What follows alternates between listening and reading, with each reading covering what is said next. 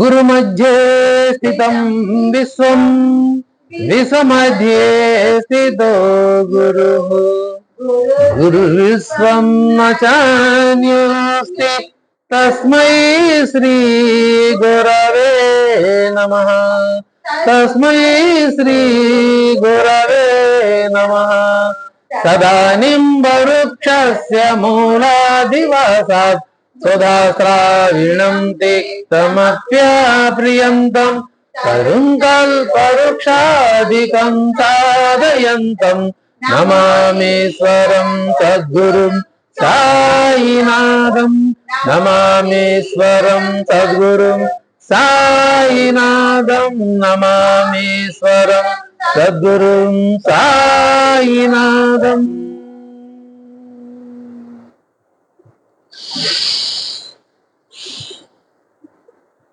బాబా గారి అనుగ్రహంతో బాబా గారి ప్రేరణతో శ్రీ అంజిరెడ్డి గారి జన్మదిన సందర్భంగా ఏర్పాటు చేసుకున్న సత్సంగానికి ఇచ్చేసిన సాయి పాదులైన మనందరి తరపున బాబా గారి దివ్య పాదపద్మం సాష్టాంగ నమస్కారం చేస్తున్నాం. అలాగే తమ నామస్మరణ తమ చరిత శ్రవణం మనను నిధ్యాసం చేసే మహర్భాగ్యాన్ని మనందరికీ అనుగ్రహించిన సమర్థ సద్గురు సాయినాథుని దివ్య చరణాలకు సాష్టాంగ నమస్కారం చేస్తూ ఆధ్యాత్మిక గురు గారి పాదపద్మాలకు నమస్కారం చెల్లిస్తున్నాను. ఈరోజు పుట్టినరోజు జరుపుకుంటున్న శ్రీ మేఘ అంజిరెడ్డి గారికి పుట్టినరోజు శుభాకాంక్షలు తెలుపుతున్నాం. శ్రీ అంజిరెడ్డి గారికి బాబా గారు ఆయురారోగ్యాలతో సుఖ సంతోషాలు ప్రసాదించమని, వారి మనోకామలు పూర్తి చేసి వారికి సౌభాగ్యాన్ని,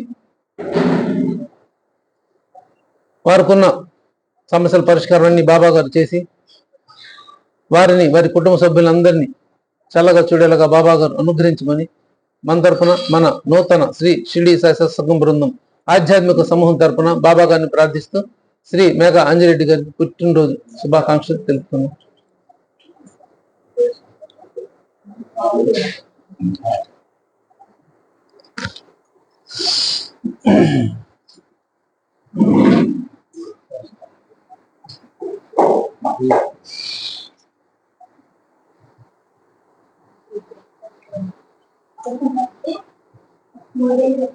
సద్గురు కృపకి సాధనాలు ఏమిటి?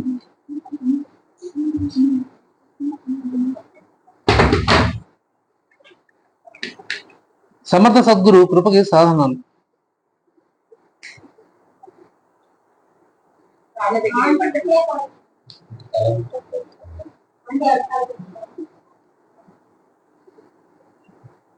అవి మనం సమర్పించవలసింది భక్తి, శ్రద్ధ,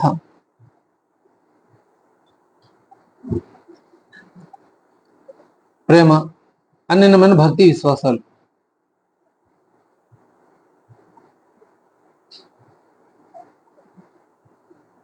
వారి పట్ల ఓపికతో ఉండాలి.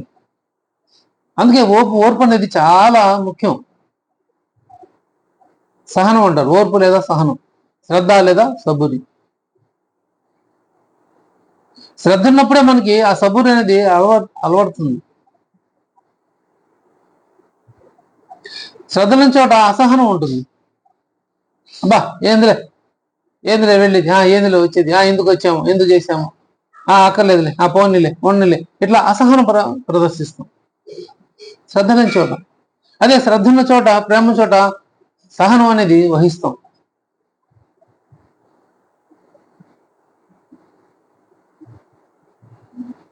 అంటే ఎక్కడైతే మన భక్తి, శ్రద్ధ, ప్రేమ ఉంటాయో, లౌకికంలో అయినా పరమార్థులైనా అక్కడి నుంచి వదిలి వెళ్ళబుద్ధి అవ్వదు మనకి. నేను ఎవరిని ప్రేమిస్తున్నానో నా మనసు వారి చుట్టూ తిరుగుతూ ఉంటుంది. వారి కోసం నేను వెయిట్ చేస్తాను. వాళ్ళు ఏమన్నా నేను పట్టించుకోను, లేదా వారు నన్ను ఏమన్నా నేను వారినన్నా వాళ్ళు పట్టించుకోరు, లేదా వారి కోసం నేను, లేదా వాళ్ళ రాక కోసం, పిలుపు కోసమో పలుకు కోసమో వెయిట్ చేస్తూ ఉంటాను. కొన్ని సందర్భాల్లో వాళ్ళు ఏంటంటే మిమ్మల్ని లెక్క చేయట్లేదన్నా కూడా కాదులే, వాళ్ళు వేరే పనిలో ఉంటారు, అందువల్ల కుదరపోయి ఉండొచ్చు, మనం చేద్దాం, సరే వెయిట్ చేద్దాం అని భావన వస్తుంది. ఎప్పుడు? శ్రద్ధ ఉన్న చోట, ప్రేమ ఉన్న చోట, ఇష్టమైన చోట. ఎక్కడైతే శ్రద్ధ ఉండదో ఎక్కడితే అయిష్టత ఉండదో అక్కడ అసహనం అనేది మొదలవుతుంది. అబ్బా ఏంది చూసేది, వెళ్ళాను పద, అవేం చేసేది మనకెందుకులే, ఇట్లా ఏదో ఒకటి భావం, అంటే నిర్లక్ష్య భావం కూడా అనొచ్చు, వ్యవహరిస్తాం. అందుకని బాబా గారు 2 కండిషన్లు పెట్టారు. నా దగ్గర నువ్వు రావాలంటే శ్రద్ధతో రావాలయ్యా, ఓర్పుతో సహనంతో నువ్వు ఉంచని ఉండాలి. ఆ 2 నువ్వు ఉంటేనే నేను నీకు నా దగ్గర స్థానం, లేదా గెట్ అవుట్, అంతే, తోలేస్తారు బాబా గారు. ఈ 2 ఉన్నాయి, అహంకారం ఉంటే దూరంగా ఉంటారు, పెడతారు మనల్ని. మనం పెడతాం కాదు, బాబా గారు మనం దూరంగా పెడతారు. మన తెలియకుండా మన దూరం అవుతాం సహజంగా, అహంకారంతో ఉంటే. ఇది బాబా గారి దగ్గర కండిషను. నా గురువు నన్ను 2 పైసలు అడిగారు, అడగానే ఎమ్మటే ఇచ్చేశాను అన్నారు. అని తర్వాత అన్నారు, నా గురువుకి లౌకిక డబ్బులతో ఏ విషయం అవసరం ఏంటి, లౌకిక డబ్బులతో ఆయనకు అవసరమే లేదు. మరో అడిగింది ఏంటి, నన్ను శ్రద్ధా సబురి 2 పైసలు దక్షిణ అడిగారు, అడగానే ఎమ్మటే ఇచ్చేశాను. అంటే శ్రద్ధ అంటే ఏంటి, వారి పట్ల విశ్వాసం. ఎప్పుడైతే శ్రద్ధ ఉంటుందో అప్పుడే విశ్వాసం ఏర్పడుతుంది. ఎప్పుడైతే విశ్వాసం ఉంటుందో ఆ విశ్వాసంతో మనం వెయిట్ చేస్తాం. సహనం అనేది, ఓర్పు అనేది మనకి అలవడుతుంది, లేదా ప్రారంభం అవుతుంది. అందుకే ముందు శ్రద్ధను పెట్టారు. ముందు సహనం, తర్వాత శ్రద్ధ పెట్టలేదు, ముందు శ్రద్ధే చెప్పారు. ఆ శ్రద్ధ తగ్గే ఫలితమే మనం తీసుకుంటాం. మనం శ్రద్ధగా వంట చేసామనుకోండి, ఇష్టంగా, ఆ మధురంగా, రుచికరంగా ఉంటుంది. దాని ఉప్పు ఎక్కువ తక్కువైనా కూడా మధురంగా ఉంటుంది. అది అయిష్టతో చేసి ఎంత మధురంగా చేసినా ఏమవుతుంది, ఆ భావం ఆ ఆహార పదార్థాలు కనిపిస్తుంది ప్రస్ఫుటంగా. అందుకని ఆహార పదార్థాలతో దోషాలన్నీ అంటుకుని వచ్చేది ఆహారంతోనే. అందుకే ఆహారం చాలా ముఖ్యం.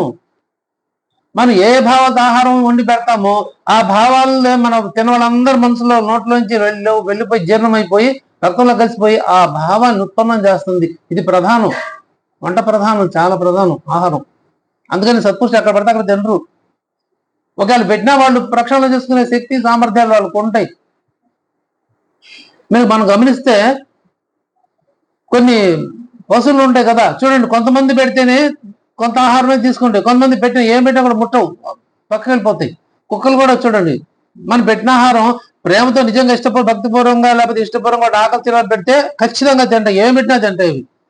అది అయిష్టతతోనో లేకపోతే ఏదో దుర్భావంతోనో లేకపోతే మనకి దోషాలు పోవాలని ఇంకా ఏదో భావంతో పెడితే అవి ముట్టవు. అదే వాటికి సహజమైన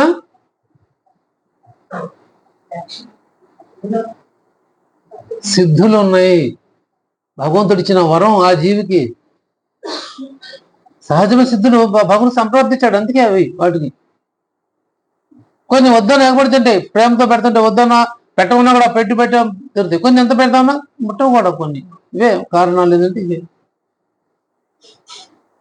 అంటే ఎక్కడి నుంచి వస్తుంది దోషం అంతా. అందుకని మట్టిలో పుట్టే మనం మట్టిలో కలిసిపోతున్నాం. ఆహారం అక్కడ మట్టిలో నుంచి పుడుతుంది కాబట్టి మంచిగా చేయడం మన మట్టిలో నుంచి వస్తుంది, మళ్ళీ తిరిగి అదే మట్టిలోకి వెళ్ళిపోతుంది ఈ శరీరంతో పాటు. భావం ప్రధానం ఇక్కడ. మనం ఏ భావంతో పెట్టాము, ఏ భావంతో అన్నాము, ఏ భావంతో చెప్పాము, ఏ భావంతో ఇచ్చాము, భావమే ప్రధానం.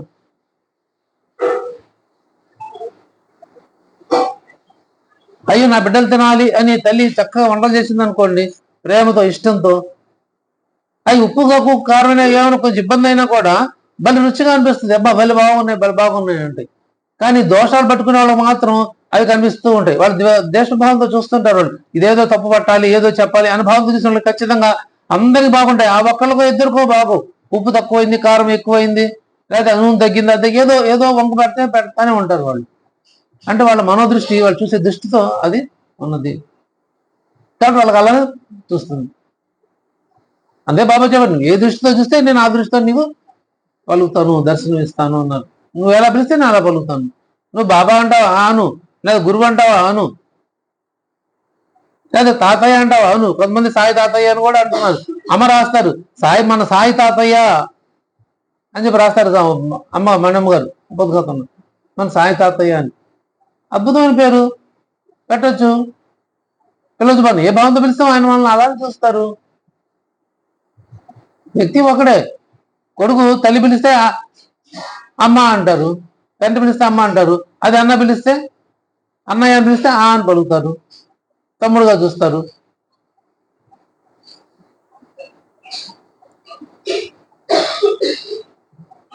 అంటే ఎవరు ఏ వ్యక్తి ఏ భావంతో పిలుస్తామో ఆ భావంతోనే రిప్లై వస్తుంది. సద్గురు దగ్గర కూడా అదే. అందుకే భావం ప్రధానంగా ఉంటుంది ఆయన దగ్గర. అలా సద్భావాలు కలగాలంటే ఏం చేయాలి? ముందు శ్రద్ధతో ఉండాలి. శ్రద్ధ అనేది చాలా ముఖ్యంగా ఉంటుంది.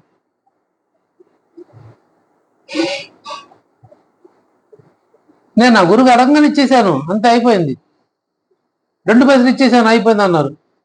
అవగానే ఏం చేశారు? గురువు తీసుకొచ్చుకొని ఎక్కడ తీసుకొచ్చారు? 2 పైసలు అడగంగానే బాబా గారు ఆ గురువు అడగంగా 2 పైసలు ఇచ్చేసాను అన్నారు. వారు అడిగింది లోక డబ్బులు కాదయ్యా, శ్రద్ధా సబూరి. ఎమ్మడే ఇచ్చాను. ఎమ్మడి ఇవ్వగానే గురువు ఏం చేశారు?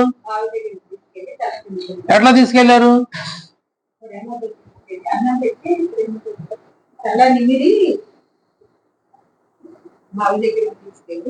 ఇవ్వంగానే పట్టుకొని తీసుకొచ్చి దట్టమైన అడవిలోకి తీసుకొచ్చారు. ఇదే ప్రపంచం, ఈ దట్టమైన అడవే ప్రపంచం. తెచ్చి ఎక్కడ తీసుకొచ్చారు? ఒక బావి దగ్గరికి తెచ్చి తలకిందులుగా వేలాడదీశారు. మరి అప్పుడు ఆయనకి తాడు ఎక్కడి నుంచి వచ్చింది? ఆ గురువు గారికి అప్పుడుదా తాడు లేదు, తీసుకొని వచ్చారు. తాడు దొరికిందంటే ఎక్కడ దొరికిందో మరి తాడు తీసుకొని వచ్చి కాళ్ళు పైగట్టి తల చేతులు కింద వేలాడక బావిలో వేలాడదీశారు. మళ్ళీ నీళ్ళు అందకుండా అక్కడ కేరింగ్, అది ఆ భావం అక్కడ రాస్తారు కూడా. తల చేతులు నీళ్ళకి అందకుండా జాగ్రత్తగా వేలాడదీశారు. అంటే ఏంది? కేరింగ్. అక్కడ గబక్కని తల మునిగితే, ఊపిరాడకపోతే ప్రమాదం జరుగుతుంది. ఇది గురువు చేసే కేరింగ్. ఎప్పుడంటే జాగ్రత్త వహించటం. ఖచ్చితంగా బాబా గారి మన పట్ల చేసేది ఇదే. మనమే అర్థం చేసుకోలేం, మనమే పిచ్చాళ్ళం, అర్థం చేసుకోలేం ఆయన తత్వాన్ని, ఆయన భావాన్ని, ఆయన ఇచ్చే అనుగ్రహాన్ని మనం అర్థం చేసుకోలేకపోవటమే అన్ని సమస్యల కారణాలు అవుతుంది.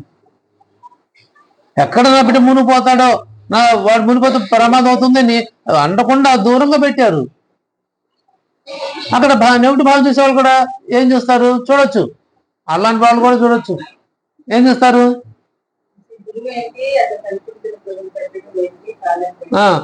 ఇంకా దాహం వేస్తే నీళ్ళెట తాగుతాడు, కనీసం ఆ నీళ్లు కూడా అన్ననీయకుండా చేతులతో తాగుతాడు కదా, అది కూడా అన్ననీయకుండా పెట్టాడేంటి అని విమర్శకులు విమర్శించవచ్చు. అలాంటి వాళ్ళు కూడా ఉంటారు. మంచిని కూడా చెడు చూసేవాళ్ళు చాలా మంది ఉంటారు కదా ఈ రోజుల్లో. చెడుగా చూస్తారు, మంచిని కూడా చెడుని చూసేవాళ్ళు ఉంటారు. కొంతమంది సద్భావులు చెడులో కూడా మంచిని చూస్తారు. అలాంటి వాళ్ళు కూడా ఉన్నారు. విసుకున్నాడా?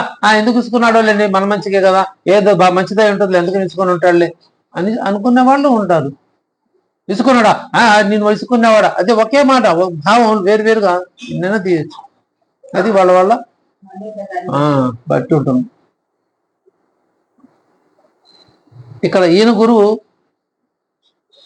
చేతులు నోరు అందకుండా వేలాడదీశారు జాగ్రత్తగా. ఒకవేళ ఎక్కడ మునిగిపోతాడో, ఎక్కడ ఇదవుతుందో అని దీంతో కట్టి ఎక్కడికి వెళ్ళిపోయి ఎంతసేపటికి వచ్చారు?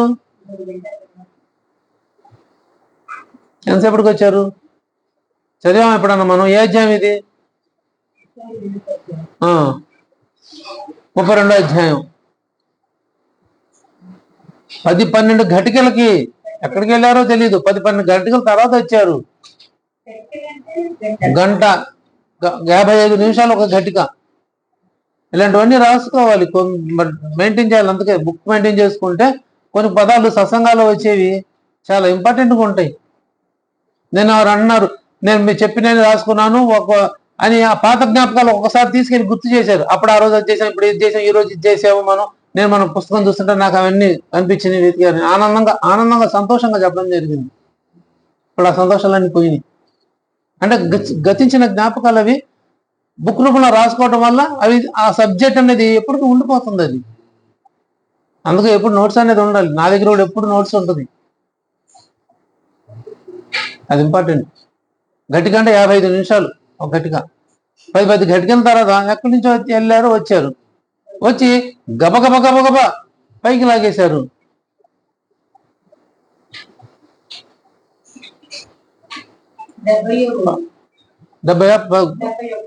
71వ 32 అధ్యాయంలో 5-6 గట్టికల 10-15 గట్టికల 10-12 గట్టికలకు వచ్చారు, బయటికి లాగారు. చాలా బాగున్నాను అన్నారు. అదే ఇప్పుడు మనమైతే ఏం చేస్తాం? లౌకికంగా మనం చాలా భయపడిపోయాను. నువ్వు దుర్మార్గుడు అట్టంటోటి నన్ను చంపాలని చూస్తున్నావు నువ్వు.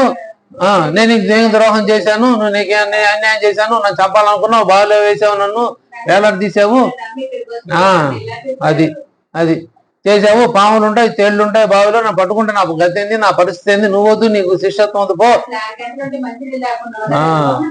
అని వదిలి మనమే వెళ్ళిపోతాం. ఆయన చెప్పే అవకాశం కూడా ఏమో గురువుకి మనమే ముందు వెళ్ళిపోతాం కదా. కానీ ఈ శిష్యుడు ఏం చేశాడు, 10-12 గంటల తర్వాత వచ్చిన చరచరా పైకి లాగారు, నెమ్మదిగా లాగల చరచరా పైకి లాగారు. ఏంది ఎలా ఉన్నాడు అని. అది ప్రేమ. ఆ చరచర లాగడమే ప్రేమ. అదే అర్థం చేసుకోవాలి. ఆ ప్రేమను అర్థం చేసుకోకపోవడమే మనలో సమస్యలు మొదలవుతున్నాయి. అయ్యో నా బిడ్డ ఎక్కడ దిగిపోవాడు, ఎక్కడ ఇదవుతే నీళ్లు పోతాయో అని గ్యాప్ ఇచ్చి వేలాడి తీశారు. 10-12 గంటలు వచ్చి చరచరా గబగబ లాగారు. ఎలా ఉన్నాడు, ఆతృత ఎలా ఉన్నాడు చూద్దాం. అది ప్రేమ. ఆ లాగడమే ప్రేమ. అది ఎలా ఉన్నావు, చాలా ఆనందంగా ఉన్నాను. ఆనందం సంతోషమా? చాలా ఆనందం ఉన్నా అన్నారు. ఆనందం మనసు సంబంధించింది, సంతోషం శరీరానికి సంబంధించింది. ఇది ఇంపార్టెంట్. మనం ఆనందాన్ని వెతుక్కోవాలి. సంతోషాలు అవసరం లేదు. సంతోషం అశాశ్వతం. ఇప్పుడు కాసేపు ఉంటుంది, కాసేపు ఉండదు. దుఃఖం వచ్చేస్తుంది. ఆహాహా నవ్వుకుంటాం. ఆకాశంలో బేమని కూడా ఏడుస్తాం. ఎవరన్నా ఏదన్నా అంటే, లేకపోతే మనకేమో దుఃఖం గుర్తుకొస్తేనో ఏడ్చేస్తాం. అంటే అశాశ్వతం సంతోషం అనేది. దుఃఖం కూడా అశాశ్వతమే, సంతోషం కూడా అశాశ్వతమే. కానీ శాశ్వతమైన వస్తువు ఏంటంటే ఆనందం. ఆనందం ఎప్పటికీ ఉండేది. అప్పుడు ఇప్పుడు ఎప్పటికీ ఏదో ఒక జ్ఞాపకం గుర్తు చేసుకున్నాను. డబ్బా ఎంత ఆనందం. నేను పాత సత్సంగాలని గుర్తు చేసుకుంటా. పాత సత్సంగ సభ్యుల్ని మనం ఎలా ఉన్నాం, ఎలా ఎంత సంతోషంగా ఉన్నాం, అనుకునే వాళ్ళం, మాట్లాడుకునే వాళ్ళం, పోట్లాడుకునే వాళ్ళం, సరదా గడిచిపోయింది మనకంతా. ఎవ్వరు ఎక్కడ ప్రేమ తప్పితే ద్వేషభావం ఎక్కడా కనిపించేది కాదు. ఆ మధురమైన రోజులు అవి, గతించిపోయిన రోజులు.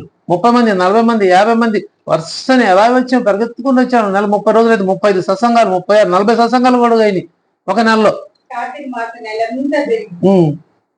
శతాబ్దోత్సవాల్లో 40 రోజులు దాటిపోయింది. 41, 42 రోజులు. చివరిది విశాలాక్షి గారు చుట్టాల వాళ్ళ అక్క చెల్లి ఒకటి లాస్ట్ ఇల్లు నా బాగా గుర్తు.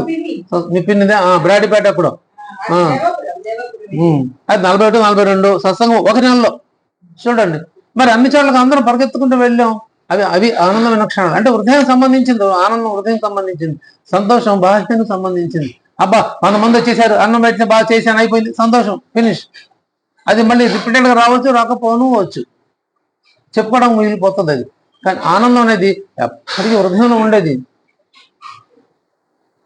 నేను మనకు గోసంగంలో చేసుకున్నాము.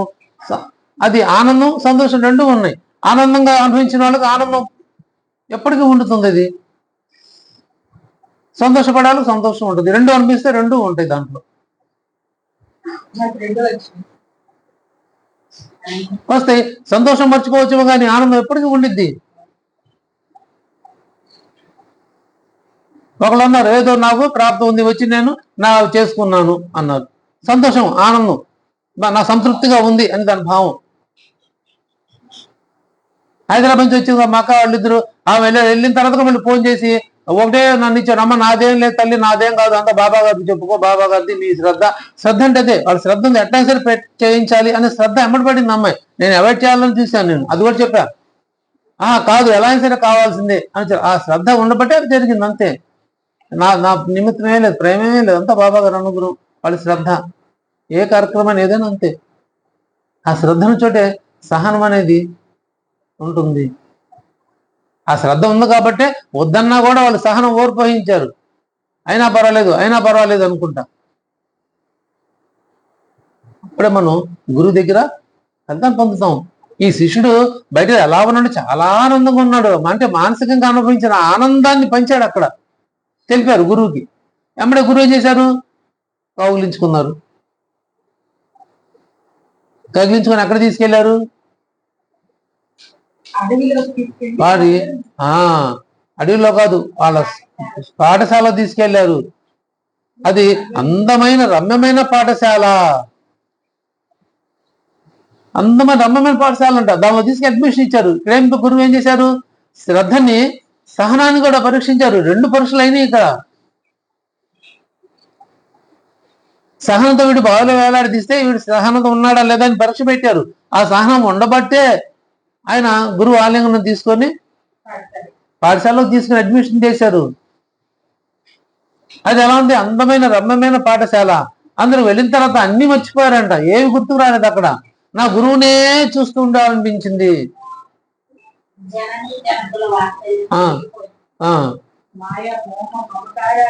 శృంఖలాది విడిపోయాయి,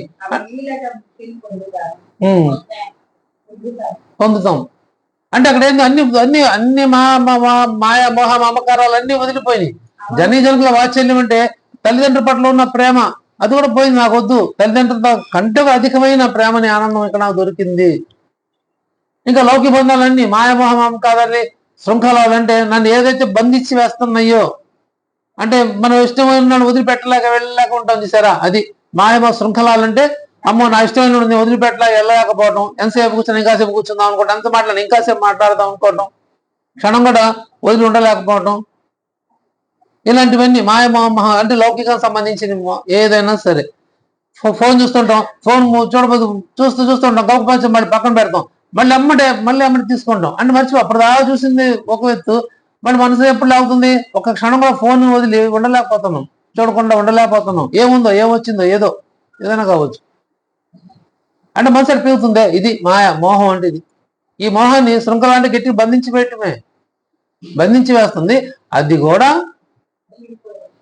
విడిపోయాయంటే నాకు ఇంకా వేడి పట్ల ఆపేక్ష లేదు, తల్లిదండ్రుల వాత్సల్యం పట్ల లేదు, ప్రేమ పట్ల లేదు, అదిగో లౌకికమైన విషయాల పట్ల కూడా నాకు లేదు.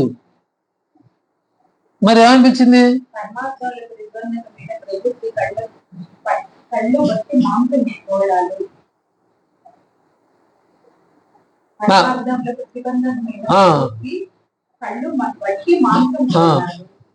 ప్రతిబంధకాలు అంటే ఏంటి, అడ్డమవుతున్నాయి. పరమార్థం అని వెళ్ళటానికి అడ్డమవుతున్నాయి.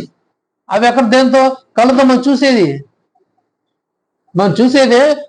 దృష్టి కావచ్చు, చేసే భావన కావచ్చు,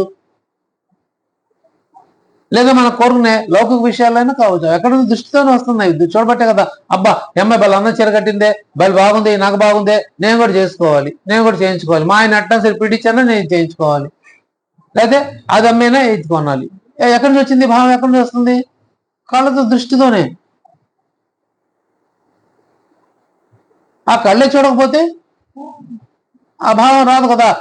అందుకనే ఏనుగునిగా బృహస్పతి, కళ్ళు లేని వాడికి బృహస్పతి లాంటి వాడు వచ్చి ఏనుగుని వర్ణించినా సరే ఏనుగుని చూడగలడా అని సచేతమాన్ని ప్రశ్నిస్తుంది.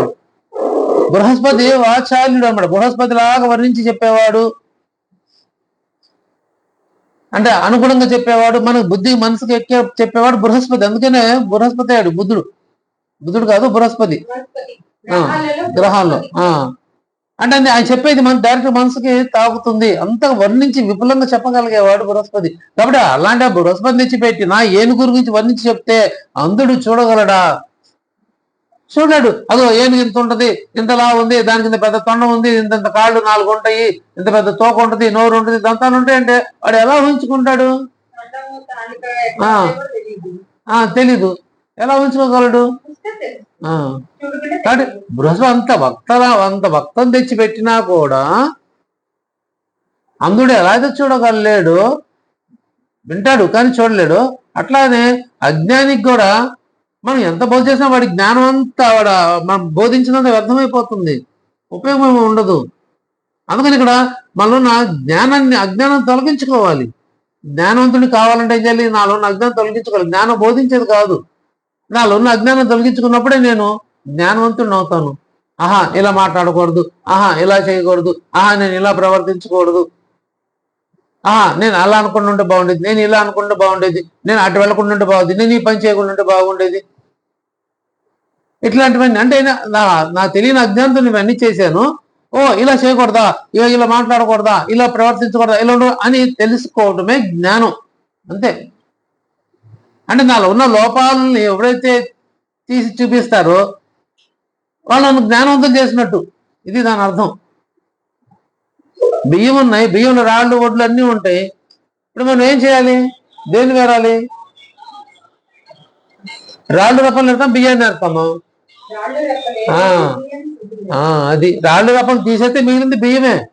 సో ఆ బియ్యమే జ్ఞానం, ఈ రాళ్ళు రప్పలే అజ్ఞానం. అందుకని బాబా చెప్పారు, నువ్వు ఎవరి గురించి చెప్పదలుచుకుంటే తెలివి వారి అజ్ఞానాన్ని వారి ముందే వారు తెలియపరచు అన్నారు. వాళ్ళ లోపల వాళ్ళ ముందు తెలియపరచు, వాళ్ళ అజ్ఞానం ఉంటే వాళ్ళ తెలివి విషయం వాళ్ళ ముందు తెలియపరచు. మళ్ళీ 10 మంది చెప్తే వాళ్ళకి కోపాలు రావచ్చు, మళ్ళీ ఈగోలు అంటారు, అహంకారం రావచ్చు, ఫీల్ అవ్వచ్చు. అందుకని చేశారు వారి ముందే తెలియపరచున్నారు. తర్వాత ఎక్కడికెక్కడో పోయి చెప్పకుండా వాళ్ళ ముందే చెప్పదుగో, నువ్వు ఇలా మాట్లాడుకుంటుంటే బాగుండేది, నువ్వు ఇలా ప్రవర్తించుకుంటుంటే బాగుండేది, నువ్వు ఇలా అనుకుంటుంటే బాగుండేది, లేదా నువ్వు పని ఇలా చేయకుండా ఉంటే బాగుండేది, ఇంకోలా చేస్తే బాగుండేది, ఇలా చేస్తే అని వారిలో ఉన్న మన లోపం ఏదైతే గ్రహించో ఆ లోపాన్ని వారికి తెలియపరచడం వాళ్ళ జ్ఞానవంతులు చేయడం అంటే ఇదే బాబా గారు చెప్పింది. అంటే నాలో ఎప్పుడైతే అజ్ఞానం తొలిపోతుందో మిగిలింది జ్ఞానం, ఆ జ్ఞానంతో తెలుసుకోగలుగుతాను. ఆయన 100 సార్లు ప్రయోగం చేశారంట బల్బు వెలిగించడానికి.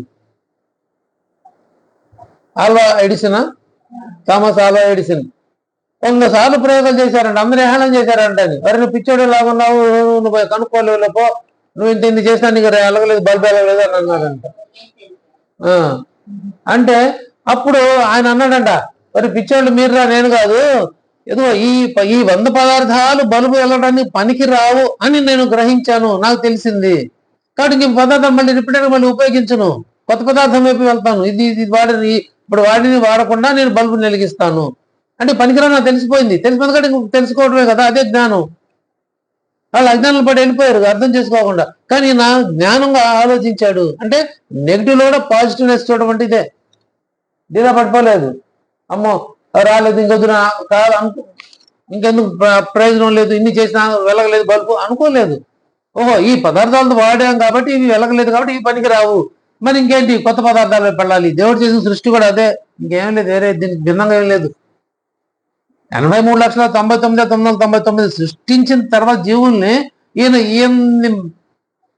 మెచ్చుకోవట్లేదు, దండం పెట్టట్లేదు దేవుడికి ఎవరికి. ఆయన యొక్క సృష్టి యొక్క దీన్ని ఎవరు గుర్తించట్లా, సృష్టి కార్యాన్ని. అప్పుడు ఆయన కూడా ఆలోచించాడు కూర్చొని, ఓ ఈ 99,99,999 లేనిది ఏమిటి, నేనేం పెట్టలేదు అంటే ఇప్పుడు అన్ని పెట్టి వ్యర్థమైపోయినాయి. సో ఇవి పెట్టకూడదు, ఇవి పెట్టడం కొత్తది ఏం పెట్టాలి, ఏం పెడితే జ్ఞానం వస్తుంది, నన్ను సృజిస్తాడని అప్పుడు ఆలోచించి జ్ఞానం అనే దాన్ని పుట్టించి వాడికి పెట్టి సృష్టి చేశాడు. అప్పుడు ఆ సృష్టి వచ్చినప్పుడు లేచి దండం పెట్టి అయ్యా నన్ను పుట్టించావు చేసావని ఆయన మెచ్చుకొని దండం పెట్టాడు. అప్పుడే సంతృప్తిపడి అక్కడితో సృష్టిని ఆపాడు. ఆ వాడే ఈ మానవుడు.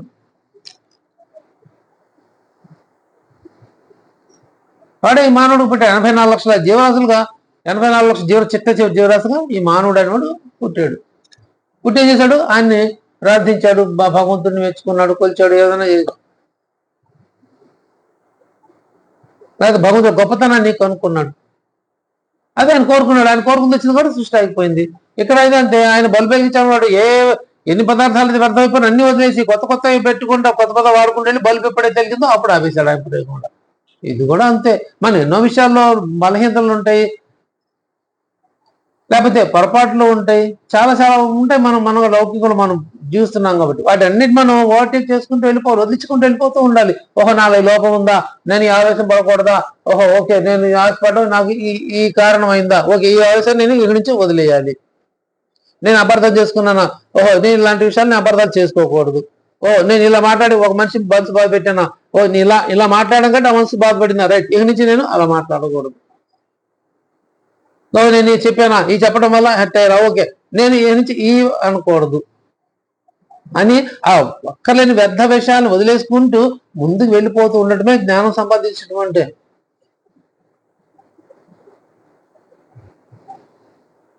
అంటే నాలో ఉన్న లోపాలు బలహీనతల్ని ఒక్కొక్కటి వదిలించుకుంటూ వెళ్తుంది. అదే హేమడ్ పంత్ గారు చెప్పింది.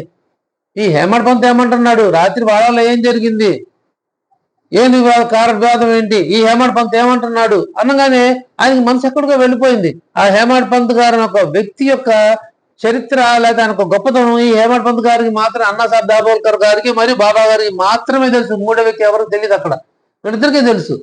అందుకని హేమడ్ పంత్తో పోల్చంగానే అమ్మో అంత గొప్ప వ్యక్తితో నన్ను పోల్చారా, అయితే ఈ క్షణం నుంచి నేను ఆ పేరుని నేను కించపరిచేలాగా నేను ప్రవర్తించకూడదు.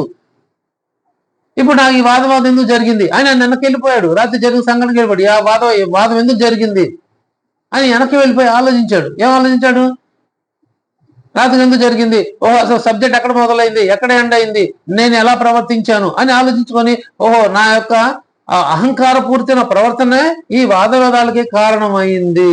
కాబట్టి ఇక్కడి నుంచి ఈ క్షణం నుంచి నేను అహంకారాన్ని నేను బాబా దగ్గర వదిలేస్తున్నానని విడిచిపెట్టాడు. ఆ క్షణం నుంచి మళ్ళీ అహంకారం చూపించలేదు హేమంత్ పంత్ గారు. అర్హత అది. మళ్ళీ ఎప్పుడు అహంకారం ప్రవర్తించలేదు ఆయన. అందుకే సత్యత ఆయనకి ఎందుకు బాబా గారు అనుగ్రహించారంటే ఇందుకే వెరీ వెరీ ఫస్ట్ విజిటే ఎవరు వదల అహంకారాన్ని, ఒక హేమంత్ పంత్ గారే ఫస్ట్ విజిట్ లోని బాబా గారి దగ్గర అహంకారం వదిలేసిన వాడు. ఇది ఆలోచించడం, ఇది విఘ్నత అంటే. నేనేం చేయడం వల్ల ఈ వాదం పుట్టింది, ఈ వాదానికి కారణం ఏంటంటే ఒక్కసారైనా వెనక్కి వెళ్ళి ఆలోచించుకున్నారు. ఓ నేను ఇది వాదించాను, ఈ వాడంలో నేను ఉన్నత అనవసరమైన వాదించాను, వ్యర్థ ప్రలాపం చేశాను. సో నా ప్రేలాపనగా ఫలితం ఈ వాదవాదాలకు దారి తీసింది. కాబట్టి ఇప్పుడు నేను బాబా నన్ను అంత గొప్ప వ్యక్తి పోల్చారు కాబట్టి ఈ వ్యర్థ ప్రలాపన నుంచి నేను చేయకూడదు. దానికి ఏమైంది, కారణమైంది నాలో ఉన్న అహంకారం. నేను గొప్పని, నేను అందగాడిని, లేదా నేను డబ్బుని, నా పలుబడి ఉంది, నేను సామర్థ్యం చేయగలను, ఇలా అహంకారం వచ్చేది. అందుకే భయంకరమైన శరీరాభిమానమే వాదవాదాలకి కారణం. అదే మనం వదలలేకపోతాం చాలా మంది. ఆ భయంకర శరీరమైన అడ్డం వస్తుంది అందరికీ. దానివల్ల వాదాలు వివాదాలు పెరుగుతున్నాయి, మనస్పర్ధలు వస్తాయి, శత్రుత్వాలు కూడా వస్తాయి, మనుషులు దూరం అవుతారు, బంధాలు కోల్పోతున్నామే. వాదవాదాలు భయంకర శరీరమైన. ఏమైంది, మనోడే కంటే మా నాన్నగా, మా అన్నగా, మా తమ్ముడిగా, మా చెల్లెగా, మా అన్నగా అయిపోయా, ఏం లేదు అక్కడ. అకారణంగా వాదాలు పుట్టుకొస్తాయి. అలా చూడ మన అనుభవం ఉంటే అక్కడ మన ఇంకేం ఉండదు. అంటే మా అన్న భావన చోట అక్కడ ఏదో. అందుకే బాబా గారు శ్యామ అంటే ఎప్పుడు మా శ్యామ అన్నారు. నా శ్యామనో మీ శ్యామనో మన శ్యామనో అనలా, మా శ్యామ. ఎందుకు, మన ఆ చనువు ఉండబట్టే మా అన్నారు బాబా గారు. ఇంకెవరు అనలేదు. మరి మా హేమాడ్ పంతు అనలేదు, మా దీక్షితు అనలేదు, మా ఆశాపతి గారు కూడా అనలేదు. ఒక్క శ్యామ మాత్రం మా శ్యామ అన్నారు. ఆ బంధాన్ని చివరి వరకు నిలుపుకున్నాడు శ్యామ. కానీ చివరి క్షణంలో అహంకారంతో, లేకపోతే మా శరీరం మళ్ళీ అక్కడ వచ్చిందని దాంతో వదులుకున్నాడు. గర్వహంకారంతో పోగొట్టుకున్నాడు ఆకృతిని. ఏమైపోయాడు, పతనమైపోయాడు శ్యామ. మరి అంత బాబాగారి దగ్గరకు ఉండి బాబాగారి నందిసుడుగా ఉన్నవాడు, బాబాగారు ప్రాపర్టీస్ అన్నిటికీ ఆయన సంరక్షణలో పెట్టిన వస్తువులన్నీ మరి ఏమైపోయినాయి.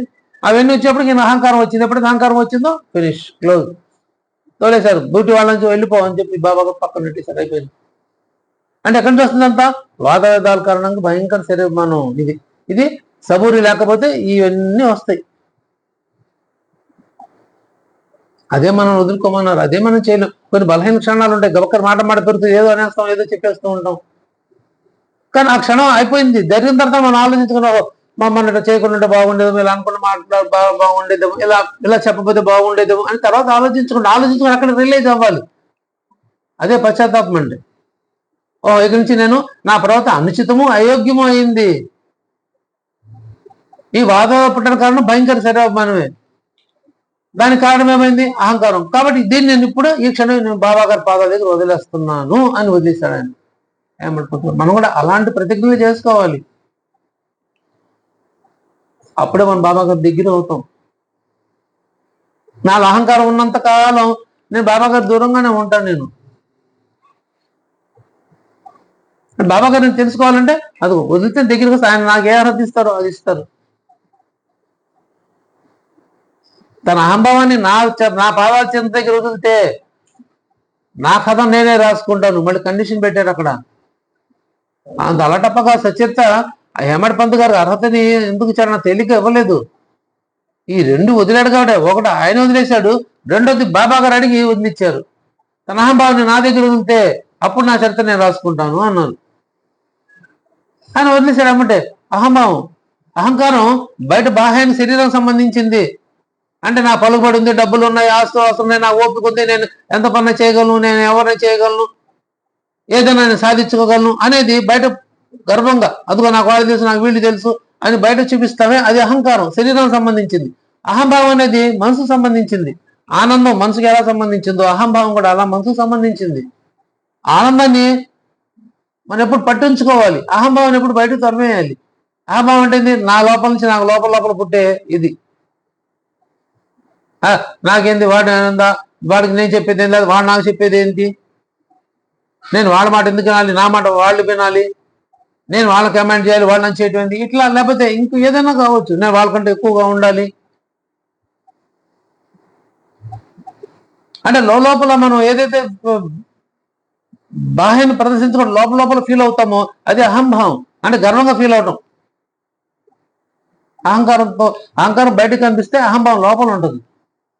దీన్ని నా పాదాలు చెంద పెడితే అంటే ఏంది, ఆ సత్యతను బాబాగా నాకే ఇచ్చారు, నేను ఎంత అదృష్టవంతున్నా లేకపోతే ఎంత గొప్ప ఇది కాకపోతే నాకు బాబాగా సత్యత రావడానికి ఇచ్చారు, అంత అర్హత నాకు ఉంది అని అది లోపల అహంభావం వస్తుంది ఆయనకి. అందుకని ముందుగానే బాబాగా రెడీ తీసేసుకున్నారు, నీ అమ్మ నా దగ్గర పెట్టుకో అన్నారు.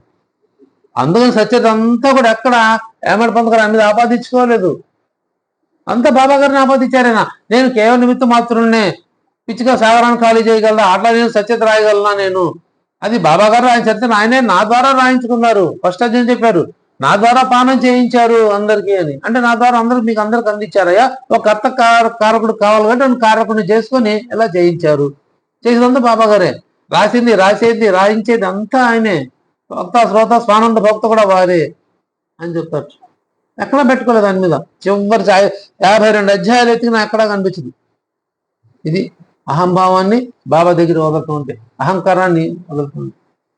కాబట్టి ఆయన అర్హత బాబా గారు ఆయనకి ఇచ్చారు హేమంత్ పంత్ గారికి, అలాంటి అర్థం మనం సాధించాలి. ఈ శిష్యుడు కూడా అదే అర్హత సాధించాడు. ఆయన స్కూల్లో అడ్మిట్ అవ్వాలంటే ఏం చేయాలి, ఇవన్నీ ఇక్కడ వదిలేస్తేనే ఆయన దగ్గరికి వెళ్ళేది. శ్రద్ధ వచ్చారు, ఓర్పుగా సహనం వహించారు, వెయిట్ చేశారు. గురువు వచ్చేవారుగా 10-12 గంటలు 55 10-12 గంటలు వేసుకోండి, 10 గంటలు 550 నిమిషాలు, 10 గంటలు అనుకుంటే మరి అంటే దాదాపు ఒక పూట అర్ధ రోజు అనుకోండి, మరి అంతసేపు ఎలా ఉండగలిగారు ఆయన శిష్యుడు. ఆయన గురుస్మరణలో ఉన్నారు. గురువుని చూడడానికి కళ్ళు ఒట్టి మాంసపు గోళాలు, అలాంటి గురువుని చూడండి, నా గురువుని చూడలేకపోతే నా కళ్ళు అక్కర్లేదు పో అన్నాడు ఆయన. ఒట్టి మాంసపు గోళాలు, గురువుని చూడలేని కళ్ళు అంటే వ్యర్థం, నాకు కళ్ళు లేకపోతే ఎందుకు, కళ్ళు నా గురువుని చూస్తుండవలసి వచ్చింది, ఒకవేళ గురువుని చూడలేని పరిస్థితి వస్తే నా కళ్ళతో పనిలేదు పో అన్నాడు ఆయన. అంతే, ఒట్టి మాంసపు గోళాలు అంటే నిరుపయోగం అని.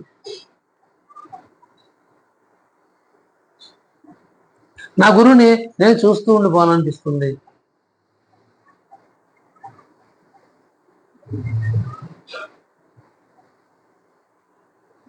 అప్పుడు ఆయన అనుగ్రహాన్ని ఆయన పొందారు. మనం బాబా గారు అనుగ్రహం పొందాలన్నా కూడా ఆయనకు అర్పించేసింది శ్రద్ధ, సబూరి, శ్రద్ధగా ఉండాలి, ఓర్పు వహించాలి. ఆ ఓర్పు ఎప్పుడైతే మనం ఇస్తామో బాబా గారు మనం అక్కర్లా, ఆయన మన దగ్గర వచ్చి కూర్చుంటారు. మనం వెళ్ళేది నా దగ్గరికి వెళ్ళక్కర్లా, బాబా గారు మన దగ్గరికి వస్తారు. మీరు ప్రేమగా భక్తి పెడితే మీ పక్కనే కూర్చుంటానన్నారు బాబా గారు. మనం అర్హత సంపాదించుకోలేకపోతాం. దీని అంత కారణమైపోతుంది అజ్ఞానంతో కూడిన భయంకరమైన శరీరాభిమానమే కారణం అవుతుంది. ఈ వాదవాదాలన్నిటికీ మూలం అదే అవుతుంది. అందుకే దాన్ని వదిలిపెట్టే ప్రయత్నం చేయాలి. అది ఎలా అవుతుంది, సాధన ద్వారా అది సాధ్యపడుతుంది. అందుకు చూడండి, మన బాబా గారిని ఆశ్రయించి రెగ్యులర్ గా పారాయణాలు సత్సంగాలు చేసే వాళ్ళంతా ఒక టీమ్ గా పెట్టుకొని ఇవన్నీ విరుద్ధంగా భావంతో ఉండే వాళ్ళని ఒక పెట్టుకుంటే తేడా తెలుస్తుంది మనకి. మన సత్సంగాలు చాలా ఉంటారు, నేను ఒకప్పుడు నేను ఫలానా అయితేనా అసలు వ్యవహారం ఇట్లా ఉండేది కాదు, నేను ఒకప్పుడు ఫలానా అయితేనా అసలు సంగతి తేల్చేవాడిని చెప్పేదాన్ని అంటూ ఉంటాం చాలా మంది. అంటే నాది ఒక ఆ రకమైన స్థాయి నుంచి నేను బాబా దగ్గర వచ్చాను కాబట్టి నేను ఇలా ఉన్నాను అంటారు. వీళ్ళు ఉండలేదు, బాబా గారు ఉంచారు, బాబా గారు కావాలని వీళ్ళు వదులుకున్నారు. రెండు జరుగుతూ ఉంటాయి. నేను బాబా గారు కావాలనుకుంటే నాకు అన్ని వదులుకు ఆయన దగ్గర కూర్చోవాలి, ఆయన అన్ని వదులుకొచ్చాడు కాబట్టి ఆయన నా దగ్గర కూర్చోబెట్టుకుంటారు. ఆయన వివిధని బూతులు తిట్టినప్పుడు అవాజ్య శబ్ద ప్రహారాలు ఆయన్ని హాజీ సిద్ధిఫాల్గా చెప్తే కూడా ఎవరున్నాడు, హాజీ సిద్ధిఫాల్కే పారిపోలేదు, నువ్వే బాబా అసలు నువ్వెవరు నన్ను అంటానికి అనలేదు. ఏమనుకున్నాడు, ఆయన ఒక దర్శనం లభిస్తే చాలు, ఆయన ఒక అనుగ్రహం ఆశీర్వాదం లభిస్తే చాలు అని ప్రత్యపించాడు. అందుకని అతి దుర్లభమైన బాబా దర్శనం నాకు కలిగించి శ్యామని వేడుకున్నాడు. వేడుకోవటం వేరు, ప్రార్థన వేరు, అడగటం వేరు, చెప్పడం వేరు, చాలా ఒక్కోదానికి భావానికి ఒక అర్థం ఉంది. అన్ని ఒకేలాగా ఉంటాయి, కానీ వేరు వేరు అర్థాలు. వేడుకున్నాడు, వేడుకోవటం అంటే బతిని ఆడుకోవటం, గడ్డం పెట్టుకుని అయ్యా మా ఏదో చెప్పు చెప్పు వేడుకోవటం. మనం కూడా వేడుకుంటూ ఉంటాం కదా. కొంతమంది మన దగ్గర ఇది పోతా ఉంటేనో, ఇది మన మాట వినకపోతేనో, లేకపోతే విరుద్ధంగా ఉంటే లేదు లేదమ్మా లేదు గడ్డం పెట్టుకుని బతిలాడుకుంటామే, మనం తప్పున్నా లేకపోతే బతిలాడుతాము, అది వేడుకోవటం. అలా వేడుకున్నాడు హరిసిద్ధి ఫల్గే శ్యామ గారిని, అతి దుర్లభమైన బాబా గారి యొక్క దర్శనాన్ని నాకు కలిగించు అని.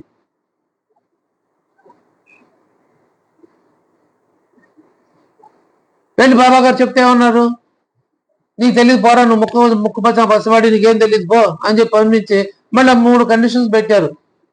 ఏం పెట్టారు? 40,000 ఇస్తాడా, అడిగి రాపో. భారవి బాబు దగ్గర ఇరుకు సందు ఉంది, అక్కడికి వస్తారా, అడిగి రాపో. మనం మేకనికి వస్తున్నాం, వృషణాలు కావాలి, మెత్తటి ముక్కలు కావాలి, అడిగి రాపో అని చెప్పి పంపించారు. ఆయన 3 తగిన సమాధానం ఇచ్చాడు. 40,000 ఏంది, 4 లక్షలైనా ఇస్తాను, 40 లక్షలైనా ఇస్తాను అన్నారు. ఆయన కొలంబోలో ఒక చిన్న మొక్క ఇచ్చినా బొంకి ఇచ్చినా కూడా నా చాలు, నేను సంతోషపడతాను అన్నారు. బాయికి సంతోషం వస్తావా? వస్తాను, ఆరాధన ఉండాలి కానీ తప్పకుండా వస్తాను అన్నారు. ఈ 3 అర్హత హాజీ సిద్ధి ఫాల్గా సాధించాడు కాబట్టే గురువు ఆగ్రహంతో మిగతా ఉన్న అహంకారాన్ని తీసి పక్కన పడేశారు. చాలా గొప్ప లీల అది. హాజీ సిద్ధి ఫాల్కి అయితే అసలు ఎక్సలెంట్ లీల. అది పెట్టుకుంటే ఒక పూట రోజు సత్సంగం జరుగుతుంది. 4 ఓవిలు 5 ఓవిలు కొట్టేసుకుంటే బోడంత బోధ ఉంది. చూడండి, చిన్న సింపుల్ స్టోరీ. వచ్చాడు, అరిచాడు, బాబా గారు అరిచారు, ఇచ్చేసారు, డబ్బులు ఇచ్చేసారు, అయిపోయింది, అంతా అయిపోయేది కాదు. దానిలో భావన అనలైజ్ చేసుకోవటమే అదే సత్సంగం అంటే, అదే అధ్యయనం అంటే. ఒక్కొక్క ఓవిలో అవి విడిగా రావు, సత్సంగాలు మాత్రమే ఇస్తారు బాబా గారు, స్ఫురణలు విడిగా రావు. గురువు ఆగ్రహం ఎప్పుడు కూడా అనుగ్రహానికి దారితీస్తుంది. గురువు ఆగ్రహించాడు అంటే ఖచ్చితంగా అది అనుగ్రహమే. అది దాన్ని మనం కొట్టేసేయడానికి లేదు. వదిలేసి వెళ్ళిపోతే నాకే నష్టం. నా గురువు నా మీద ఆగ్రహించాడు అని వెళ్ళిపోయాను అనుకోండి, నాకే నష్టం, నా గురువుకేం కాదు. ఆ ఆగ్రహాన్ని అనుగ్రహంగా భావించి ఆయన దగ్గర పడి ఉంటే ఆయన ఎత్తుకొని ఆయన నన్ను వాళ్ళలో కూర్చోబెట్టుకుంటారు, ఆయన పక్కన కూర్చోబెట్టుకుంటారు. అక్కడ కూర్చుంది రా అని బీవిదేవిని దగ్గర పిచ్చుకొని కూర్చోబెట్టుకున్నారు.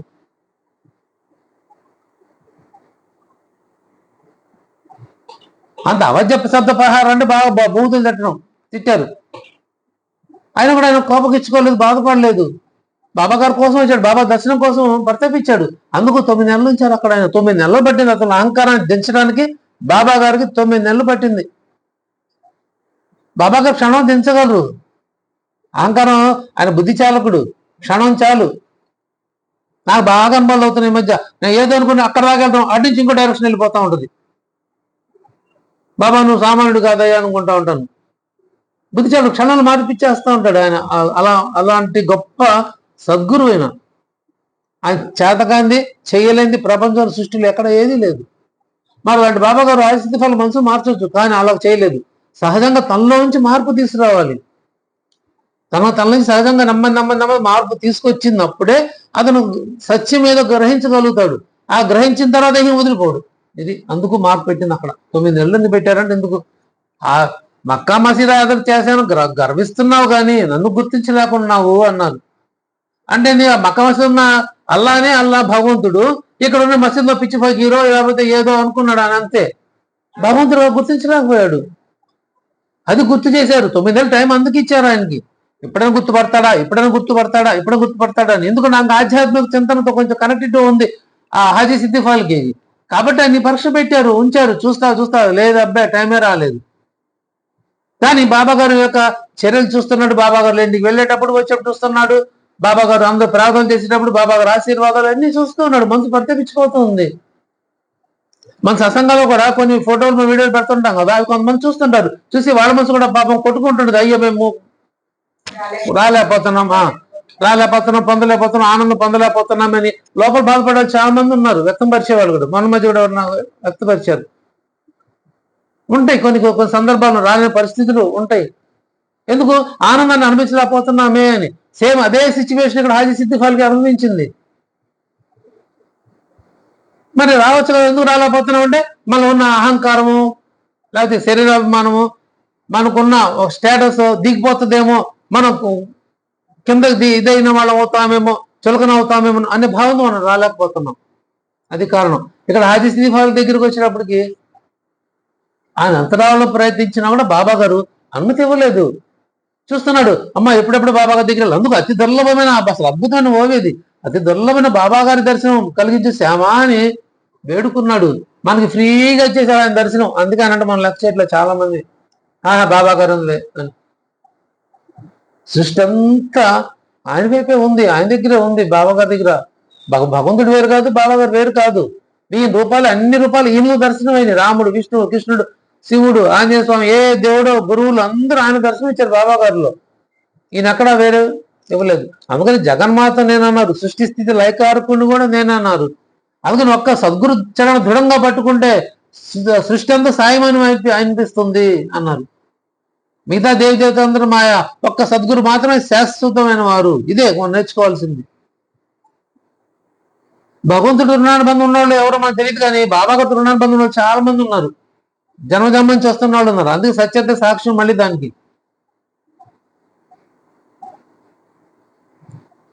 5 జన్మల నుంచి 27 అధ్యాయంలో కపట గారి భార్య గురించి చెప్పిన, 72 జన్మలు రాని శ్యామాతో చెప్పిన, 4 తర్వాత నీకు నాకు బంధం రా అని చెప్పి నానాసాబ్ చంద్రకర్ గారితో చెప్పిన, 60 తరాలు దురంధర్ సొంతం మీది 60 తరాల సంబంధం అని చెప్పిన. ఇంకెవరు చెప్పారు? సత్యత చెప్పలేదు. సత్యత కాకుండా 200 సంవత్సరాల నుంచి నీకు నాకు సంబంధం ఉందరా అని ఉపాసని బాబా గారు చెప్పారు. 600 జన్మల నుంచి వీడు లేకుండా ఒక్క మెతుకు కూడా తినలేదమ్మా అని పురంధర గారి తల్లితో చెప్పారు బాబా గారు. అంటే 600 సంవత్సరాల నుంచి, అంటే 600 సంవత్సరాలు వీళ్ళు ఎన్ని జన్మలు తీసుకొని ఉంటారు, అన్ని జన్మల్లో కూడా బాబా గారితో ఆయన ఉన్నాడు. మరి ఒక సద్గురు మాత్రం చెప్పగలరు, ఎవరు చెప్పలేరు. గత జన్మ వీళ్ళు నా దగ్గరగా ఉండేవారు, 2 మేకలు, మళ్ళీ వీరభద్ర, ఇలా వచ్చేయాలి సబ్జెక్ట్, అలా వచ్చేయాలి. ఒక సబ్జెక్ట్ కనెక్ట్ అయిందంటే దాని కనెక్షన్స్ ఎక్కడున్నాయి అక్కడక్కడ వెళ్ళిపోతూ ఉండాలి. 47 అధ్యాయంలో చెన్నబసప్ప, వీరభద్రప్ప, అంతకుముందు జన్మ వాళ్ళు షౌకారు భార్య దుబకి, మరి అన్ని ఎవరో చెప్పగలిగారు, ఒక సద్గురు మాత్రమే చెప్పగలుగుతారు. అందుకే ఒక్క సద్గురు చరణ దృఢంగా పట్టుకుంటే ఇంకోళ్ళు ఎక్కడికి ఎప్పుడు వెళ్ళవలసిన అవసరమే లేదు. శరీరం సూక్ష్మింపజేసే తీర్థాల పర్యటనలు వద్దు, వ్రతాలు ఉద్యాపనలు తీర్థ పర్యటనలు వద్దు, ఈ సత్యత శ్రవణం ఒక్కటి చాలు అన్నారు. మన సంచితమరు క్రియామాణ కర్మలు ఏమాత్రం వేసుకుండా చేసుకున్నాము అన్నారు. అంటే ప్రారంభ కర్మలను వదిలిచేసుకొని సంచితం ఇప్పుడు చేస్తున్నాయి కూడా తొలగించుకొని మళ్ళీ జన్మకి ఏమి లేకుండా చేసుకుందాం, బ్యాలెన్స్. ఎలా సాధ్యం? అదిగో సత్యత శ్రవణం ఒకటి చాలు అన్నారు. అంత గొప్ప విశిష్టత ఉంది సత్యర్థికి. మనం గౌరవించాలి, విలువ ఇవ్వాలి. 10 మంది సత్యర్థిని మనం పరిచయం చేయాలి. మీరు చదవారా, చదవలేదా, చదవండి. మన గ్రంథాలు ఇస్తే వాళ్ళని రెగ్యులర్ ఫాలోఅప్ చేసుకోవచ్చు, తప్పలేదు. ఎవరు చదివారు ఒకసారి నాకు చదవండి అని. కానీ ఖచ్చితంగా ఎప్పుడో ఒక రోజు, ఏదో ఒక రోజు ఖచ్చితంగా వాళ్ళు చెప్తాడు, ఏమంటే ఫలానా వాళ్ళ వల్లే నాకు గ్రంథం నా దగ్గరికి వచ్చింది, వాళ్ళ వల్లే బలవంతంగా నేను చదివాను, ఆ చదవటం వల్లే నేను బాబా గారి దగ్గర అయ్యాను, బాబా గారు తెలుసుకోగలిగాను, వాళ్ళకి ఎప్పుడు నేను రుణపడి ఉంటాను అని ఖచ్చితంగా గ్రంథం ఎవరైతే ఇచ్చారో, బలవంతంగా ఇచ్చినా మామూలుగా ఇచ్చినా వాళ్ళు అడిగినా ఇచ్చినా ఎలా చేసినా వాళ్ళని ఖచ్చితంగా తలుచుకుంటారు. జీవితంలో ఒక్కసారి తలుచుకుంటారు, అనుమానమే లేదు. మేము ఎప్పుడు తలుచుకున్నాం? 7 సంవత్సరాలు ఈ గ్రంథం, 7 సంవత్సరాలు అలా ఉండిపోయింది గ్రంథం. తెలీదు, అర్థం అవ్వదు, ఏం చదువుతున్నామో తెలిసేది కాదు, నేను చదువుకుండా వెళ్ళిపోవటమే, భావం అర్థం కాదు. 7 సంవత్సరాల తర్వాత అప్పుడు సమయం ఆసనమైంది, శుభ సమయం ఆసనమై అప్పుడు ఈ సత్యత యొక్క ప్రాధాన్యత తెలిసింది. సత్సంగాల ద్వారా మాత్రమే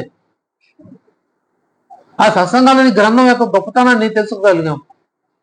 అప్పుడు చదువుతుంటే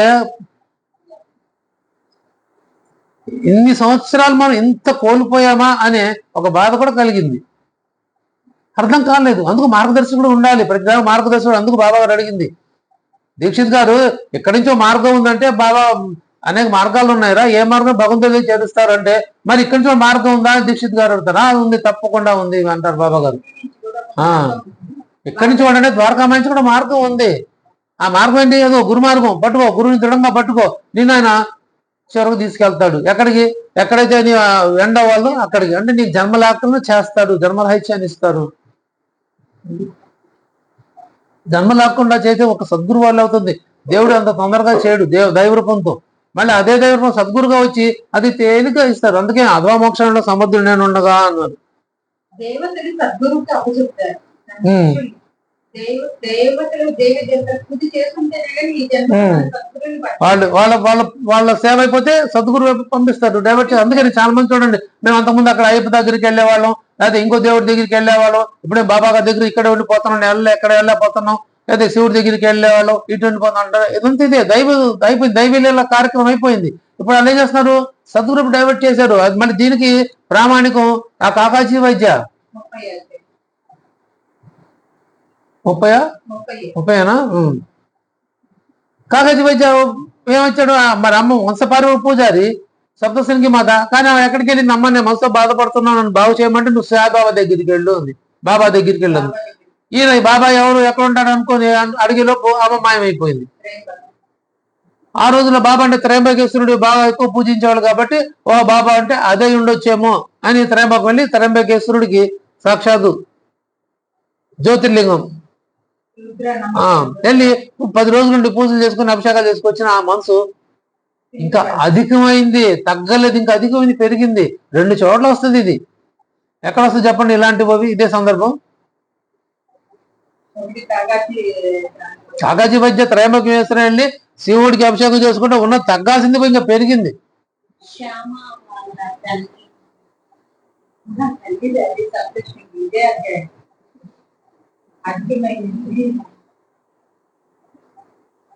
సపజ్ఞగరు కొడుకు పాడైన బాధతో ఆ క్షేత్రం ఆ క్షేత్రం తిరిగిపోయి పండ్రిపురం విట్ల దగ్గరికి వెళ్తే తగ్గిద్ది అనుకుంటే, పండ్రిపురం కాదు దత్తాత్రేయుడిది ఆ ఊరు, గానగాపురం వెళ్తే గానగాపురం అక్కడ ఉన్న బాధ తగ్గపోతుందో పెరిగింది. ఈ 2 అధ్యాయాలు వస్తుంది అది. మరి తగ్గాలి కదా. మరి దత్త స్వరూపుడు అంట, దత్తుడు బాబా, దత్తుడికి బాబాకి ఎటువంటి సంబంధం లేనే లేదు. చాలా మంది అజ్ఞానంలో చెప్పుకుంటూ పోతారు, ఆయన అవుతారు, బాబా గారి అవుతారు. కానీ దత్తావతారాలకి బాబా గారికి అసలు ఎటువంటి సంబంధం లేదు. ప్రామాణికంగా ఎవరైనా ఓపెన్ ఛాలెంజ్ వస్తే నిరూపించబడుతుంది, ఇబ్బంది ఏమీ లేదు, నిరూపించవచ్చు మనం. అది అవతారాలు వేరు, ఈయన అవతారం ఏంటి, వాళ్ళు ఎప్పుడు పుట్టారు, ఈయన ఎప్పుడు అవతరించారు, వాళ్ళ తల్లిదండ్రులు ఉన్నారు, ఈయన కేర్ ఆఫ్ అడ్రస్సే లేదు. ఏ అడ్రస్ లేనివాడు భగవంతుడు అవుతాడు. అడ్రస్ ఉన్నోళ్ళు సత్పురుషులు, మహనీయులు, ఓకే, వాళ్ళు అంశలే, భగవంతుడు అంశలే అయి ఉండొచ్చు వాళ్ళు. కానీ వాళ్ళకి బాబా గారు సమానులు అయితే కానే కాదు, లేదా బాబా గారి కంటే అన్నలో తమ్ముళ్ళు కూడా కానే కాదు. వాళ్ళందరూ ఒక అడ్రస్ ఉంది, ఈయనకి ఏ అడ్రస్ లేదు. భగవంతుడు సృష్టి స్థితి లయకారుడు, మొత్తం వ్యాపించున్నాడు, సర్వత్ర వ్యాపించున్నాడు. ఆయనకు ఒక అడ్రస్ ఉంటుంది, ఇక్కడ ఉన్నాడు, ఎక్కడ ప్రపంచం ఏ మూలకెళ్ళినా ఉంటాడు ఆయన. ఆయనకు ఆకారం అయితే ఒక రూపం లేదు, ఏ ఆకార రూపం లేనివాడు భగవంతుడు. ఆ భగవంతుడే సద్గురుగా రూపం ఒక మనిషి ఆకారంగా తీసుకుని వచ్చారు. ఎలా ఎవరికి పుట్టలేదు, అలా ప్రకటమయ్యారు.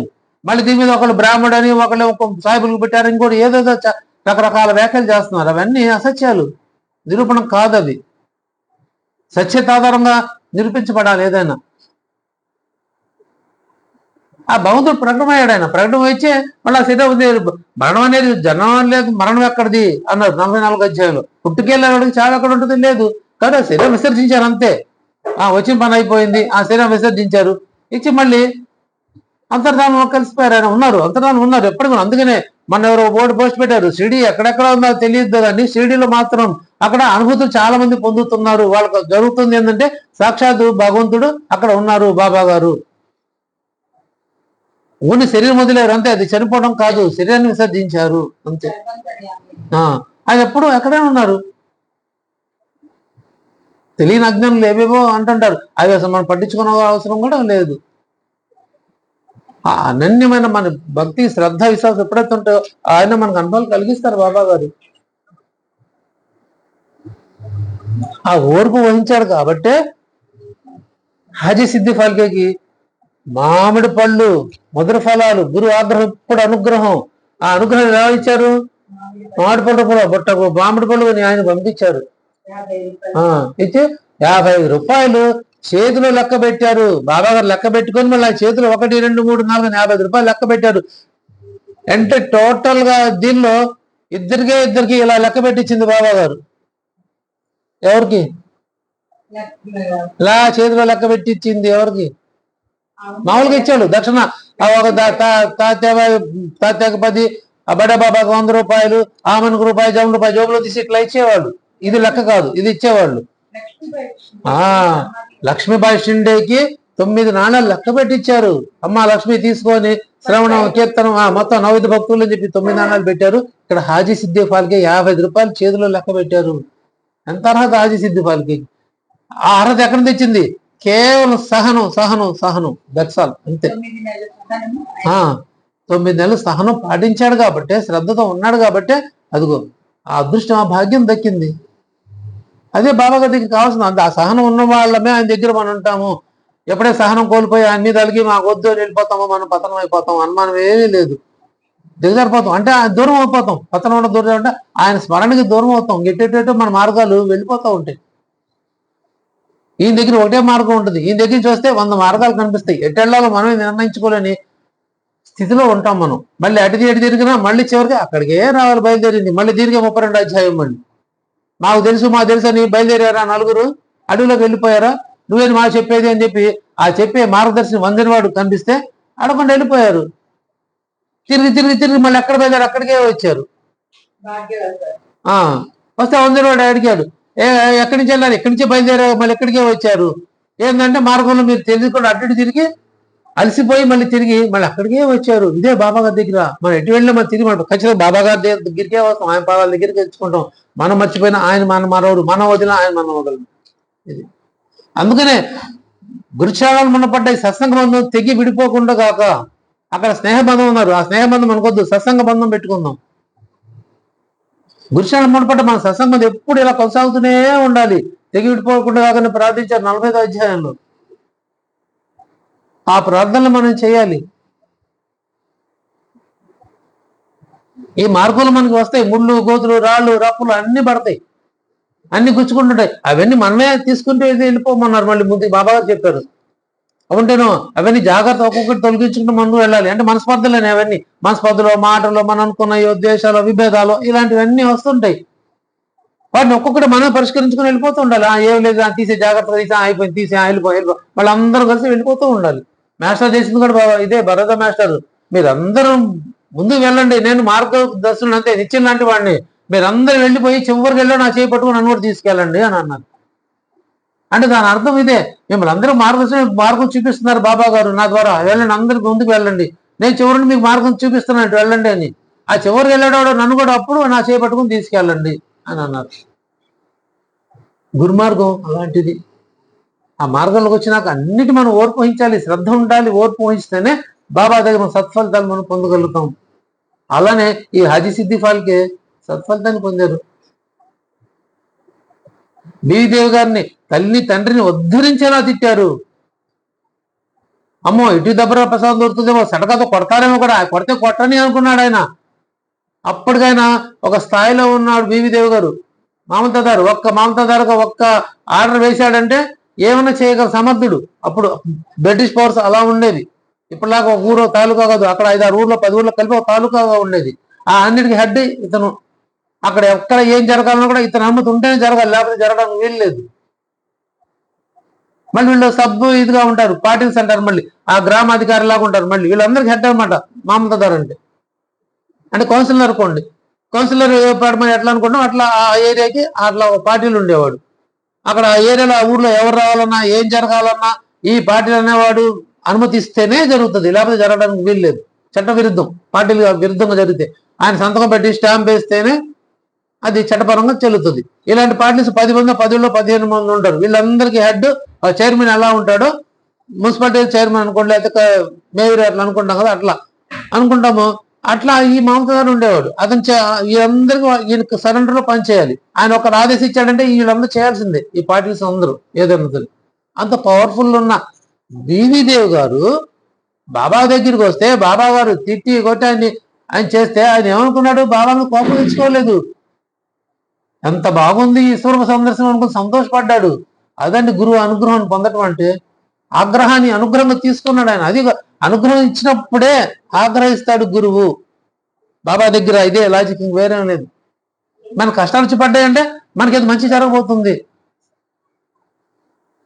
మనకేమైనా ఇబ్బంది వచ్చిందంటే అది రాబోయే రోజులు మన మంచి జరగబోతుంది, గురువు ఇవ్వబోతున్నాడు. ఇంతే, ఇదే లాజిక్ బాబా గారి దగ్గర. ప్రతి ఇబ్బంది మనకు అనుకూలంగా మారిపోతుంది, మన ప్రతి కష్టం తీరిపోతుంది, మన సుఖం రాబోతుంది. ఇదే తుఫాన్ వచ్చే ముందు ప్రపంచంతో చల్లారి మీద తుఫాన్ వస్తుంది కదా, తుఫాన్ వచ్చిన తర్వాత ఏమైపోతుంది, ప్రశాంతంగా ఉంటుంది. ఇంతే బాబాగారి దగ్గర కూడా ఇంతే జరుగుతుంది, బాబాగారు భక్తుల్లో కూడా ఇదే జరిగేది.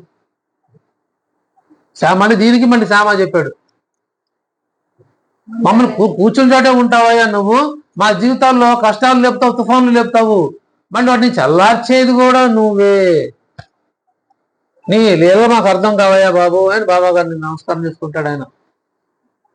అప్పుడు నేను చేసేవాడిని కాదు, చేసేవాడిని కాదు, విధివశాత్తు జరిగే కర్మలన్నిటికీ నువ్వు సాక్షిభూతుడిని మాత్రమే, సాక్షిపుత్రుడు మాత్రమే. విధివశాత్తు జరిగే కర్మలంటే సాక్షిపుత్రుడు చూస్తూ ఉంటాను అంతే, మంచి చూస్తా చెడు చూస్తా,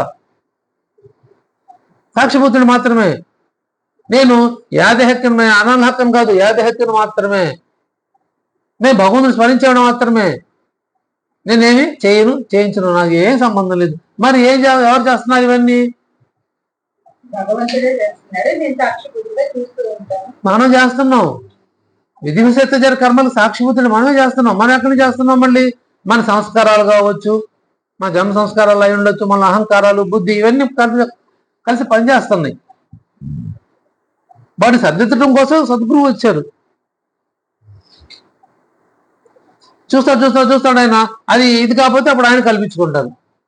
ఆ మావశిబాయి వీపు రుద్దుతున్నప్పుడు అన్న చిన్న అన్నాడు, అమ్మ నువ్వు అంత గట్టి రుద్దబాక, బాబా గారి పేగులు ఇదైపోతాయి, ఎందుకు రుద్దుతావు అంత చేస్తావు అన్నాడు. నన్ను అంటావా, నన్ను ముద్దు పెట్టుకోవాలని చూస్తావు, నువ్వు నన్ను అంటావా అని చెప్పి వీళ్ళిద్దరు పోట్లాడుకున్నారు. అన్న చిన్న నిగ్గరును మావశిబాయి ఇద్దరు. నువ్వు ముసలాడే ముద్దు పెట్టుకున్నావా, నన్ను అట్లా అంటావా, ఇది అంటావా అని ఇద్దరు గొడవ పడ్డారు. బాబా నవ్వుతూ చూస్తా కూర్చున్నారు. ఇంకెప్పుడు దీనికి గొడవ పీక్ స్టేజ్కి వెళ్ళిపోతుంది. అప్పుడు నవ్వురేశారు. అప్పుడు కల్పించుకొని అన్నారు, తల్లి ముద్దు పెట్టుకుని ఔచిత్యం ఏముంది దీంట్లో, మంచిదే కదా అన్నారు. ఒకే ఒక మాట అయిపోయింది, ఫినిష్. ఇద్దరు చల్లబడిపోయారు, ఇద్దరు హాయిగా నవ్వుకున్నారు. ఇది ఇలా ఉంటది బాబా గారిది. ఇది సాక్షిపుత్రుని మాత్రం అంటే దానికి లీల ఇది. చూస్తూ ఉన్నారు జరిగేది. మరి ఎప్పుడు పరిస్థితి దాటిపోతాం కదా, అప్పుడు కల్పించుకున్నారు అంతే. మన లౌకిక విషయాలు మన విషయాల్లో కూడా బాబాగారు ఇలానే చేస్తూ ఉంటారు. ఆగ్రహం ఎప్పుడు అనుగ్రహానికి దారి తెస్తుంది, మంచి జరగబోతుంది దాని ముందు వచ్చే ఇది. దేవిదేవి గారికి అన్ని తిట్టినా ఇంత విశ్వరూప సందర్శన ఇస్తున్నా బాబా, మాకు ఇంత అందంగా ఉంది అనుకున్నాడు ఆయన. ఏం భయపడలేదు, ఏమనుకోలేదు. అబ్బా కొడితే సటకాలొద్దు కొడతారేమో కూడా, కొడితే కొట్టని ఏం పర్వాలేదు అనుకున్నాడా. ఇది అర్హత, అది పరీక్ష. గురువు ఆగ్రహంలో పరీక్ష పెట్టారు అనుగ్రహించదలిచినప్పుడు. ఈ పరీక్ష ఉంటాడా జారిపోతాడా అని పరీక్ష పెట్టారు. ఆ పరీక్షలో నెగ్గాడు, అందరు నెగ్గారు. ఓడిపోయిన కావాలని నిరుచంద వెళ్ళిపోయిన వాళ్ళు బాధపడ్డారు తప్పితే నెగ్గిన వాళ్ళందరూ బాగా ఫలితం పొందారు బాబా గారి దగ్గర. నెగ్గాడు కాబట్టి ఏరా ఏం చేస్తున్నావు, అదో జ్ఞానేశ్వరి చదువు అని అప్పుడు అనుమతించారు. నేను ఇక్కడ నీకు పట్టు వస్త్రాలు ఇవ్వడానుకుండగా చింకి గుడ్ల కోసం ఎందుకు పరిగెత్తుతావురా, నా దగ్గర వచ్చి కూర్చోరా ఇస్తాను అని చెప్పి అప్పుడు అనుమతించారు. అప్పుడు జ్ఞానేశ్వరిని చదివారు. చదువుతున్న బాబా అర్థం కావట్లేదు, మళ్ళీ కల్లో కనిపించి ఏం చెప్పారు, చదువుతున్నా బాబా నాకు అర్థం కావట్లేదు. ఎమ్మటేమన్నావు, నువ్వు చదివి తొందరపడుతున్నావు, నిదానికి అర్థం చేసుకుంటా చదువు అన్నారు.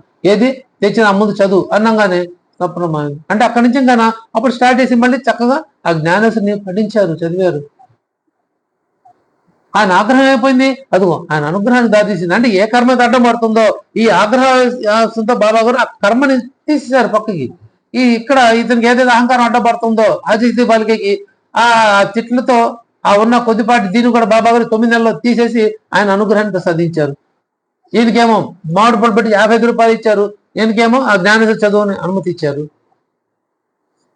దేవిదేవి గారికి. అక్కడేమో బట్టు ఎక్కామంటే ఖబర్దార్ అని బెదిరించి ఆ పాము విషయాన్ని ఎక్కనివ్వకుండా కిందకి దించారు. మేఘశ్రవణుడు రావద్దు, నేను ముసల్మాన్ని, నువ్వు ప్రవృత్తి భావన అపోతే రాదు పో అన్నారు. ఆయన ఒక్కొక్కడు ముందుకేస్తుంటే బాబా గారు వీడు ఒక్కొక్కడు వెనకేస్తాడు, మేఘశ్యాముడు ఒక్కొక్కడు వెనకేశాడు, బాబా గారు ఒక్కొక్కడు ముందుకేశారు. అతను ఉన్న భావం ఏదైతే బాబా గారు నెగిటివ్ భావంలో ఉన్నాయో, అతని మనసులో ఏవైతే అనుమానాలు అపార్థాలు ఉన్నాయో అవి ఒక్కొక్కడు తొలుగుతూ పోయినాయి. బాబా వేసే ప్రతి అడుగుకి ఆయన మనసులో ఉన్న ఒక్క భావం బయటకు వెళ్ళిపోతుంది. అదే ఆ అడుగు అర్థం. బాబా గారి ప్రతి అడుగు అతని మనసుల భావాన్ని బయటికి నెడుతున్నారు.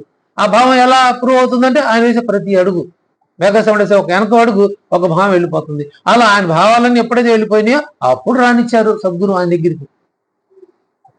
వచ్చి కూర్చున్నాడు.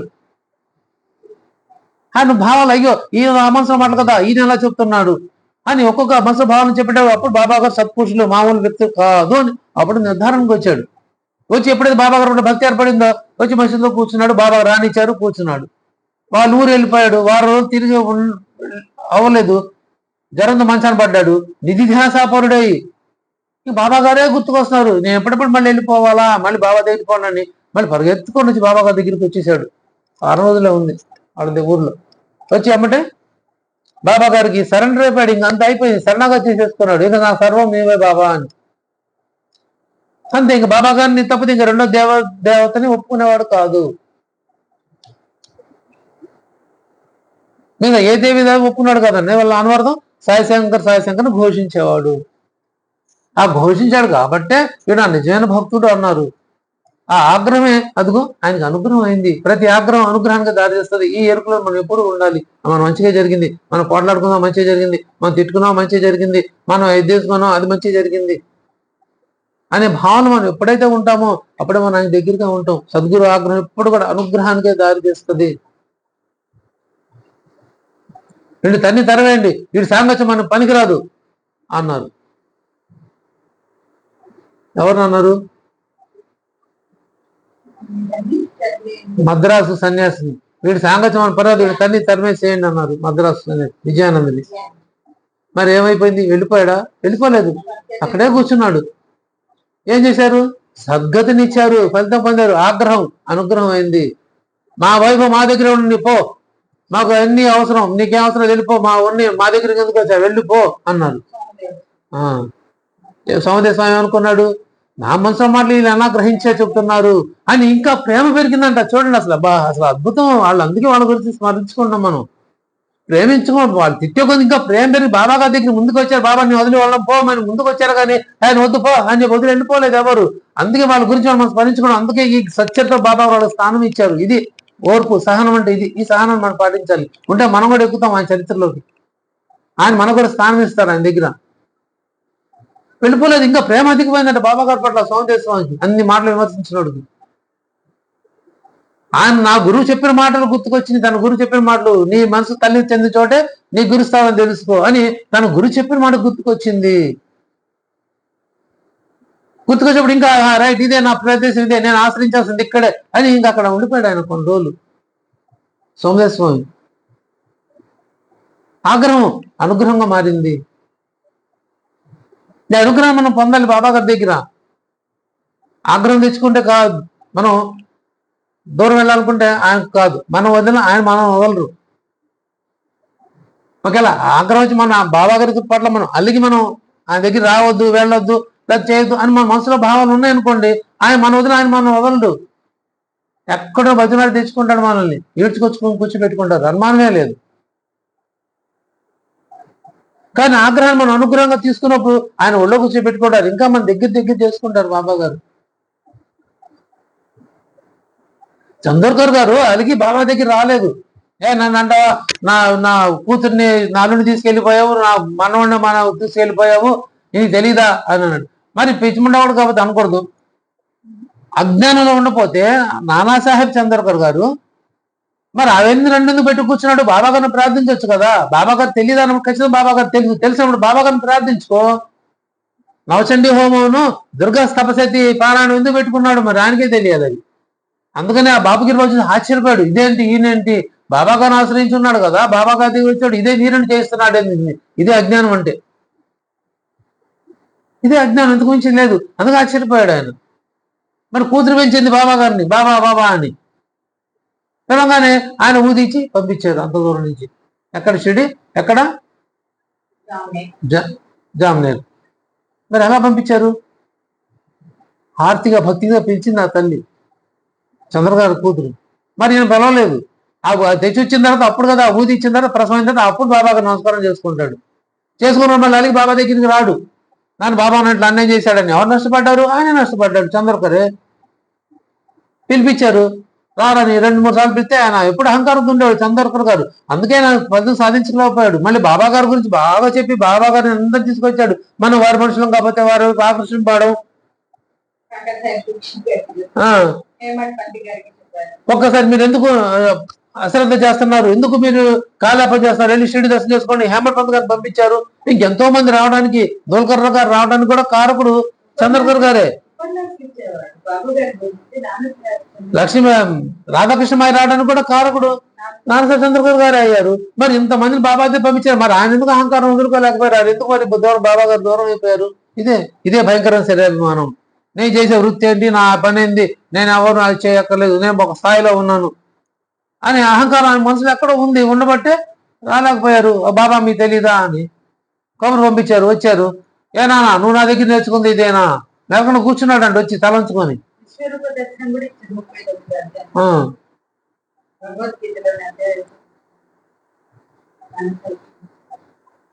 నువ్వు నా దగ్గరికి వచ్చి నేర్చుకుంది ఇదేనా? నా 8 సంవత్సరాల సాంగత్యం నువ్వు నేర్చుకుంది ఇదేనా అని ప్రశ్నించారు బాబా గారు. ఎందుకోసం నువ్వు నా దగ్గర రావద్దు, వెళ్ళిపో అన్నారు.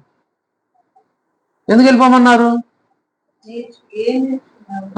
నువ్వు ఇంత సంవత్సరంలో వచ్చి నువ్వు నా గురించి ఏం తెలుసుకున్నావు, అసలు తత్వాన్ని ఏం తెలుసుకున్నావు, లేకపోతే అసలు ఈ కర్మ సిద్ధాంతాలను ఏం నేర్చుకున్నావు, ఏం తెలుసుకున్నావు? నువ్వేం తెలుసుకోలేదు కాబట్టి ఎదుగో నువ్వు అజ్ఞానం పడి ఉన్నావు, లేదు నా మీద నిందలేస్తున్నావు. అది కర్మానుసారం జరగాల్సింది. రుణానుబంధం కారణంగా నీ కూతురు నీ అల్లుడు కలిసి ఉండాల్సిన రుణానుబంధం కారణంగా వాళ్ళిద్దరికి పెళ్లి జరిగింది, కలిశారు. వాళ్ళిద్దరి కారణంగా అదిగో వాళ్ళిద్దరు రుణం ఉన్న పిండం ఏదైతే ఉందో బిడ్డ వాడు జన్మించాల్సింది, రుణపడి ఉన్నాడు వాడు. కాబట్టి ఆ బిడ్డకు ఇద్దరు రుణపడి ఉన్నారు కాబట్టి వచ్చి ఆ జన్మ నీ భార్య గర్భంలో వేశాను వచ్చాడు వాడు. వాడికి బయటకు వచ్చి వాడు భూమి మీద నూకలే, వాడికి కాలం లేదు. భూమి మీదకి వచ్చిన తర్వాత వాడికి ఫీడింగ్ లేదు కాబట్టి వాడు కడుపులోనే పోయాడు, ఫినిష్ అయిపోయింది. ఇంకేంటి ఈ కర్మసేవ నీకు తెలీదా? నువ్వు అర్థం చేసుకోలేకపోయావా? ఇన్ని సంవత్సరాల్లో నా సాంగత్యం నేర్చుకుంది ఇదేనా అంటే ఇదే. నువ్వు కర్మ సిద్ధాంతాన్ని ఏం నేర్చుకున్నావు, ఏం తెలుసుకున్నావు? రుణానుబంధం కారణంగానే కలుస్తాం. విడిపోయిన రుణానుబంధం తెగిపోతే విడిపోతాం, రుణానుబంధం కలిస్తేనే కలుస్తాం. మార్గ మధ్యలో చాలా మంది కలుస్తాం, ఎక్కడో పుడతాం, ఎక్కడో పెడతాం, కానీ అనుకోకుండా ఎక్కడో కలిసి ఒకటవుతూ ఉంటాం. ప్రేమ పెళ్లి జరుగుతుంటాయి ఇలాంటివే.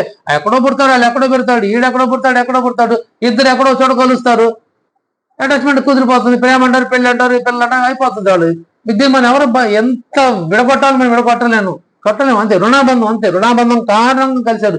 ఆ రుణం ఎప్పుడు తీరుతుంది?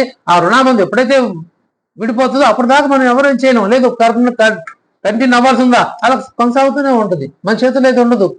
కర్మ సిద్ధాంతం లేదు. విడిపోయినను మనం ఎంత కలపాలన్నా ఒక చిన్న మాటతో విడిపోతారు, ఏముండదు.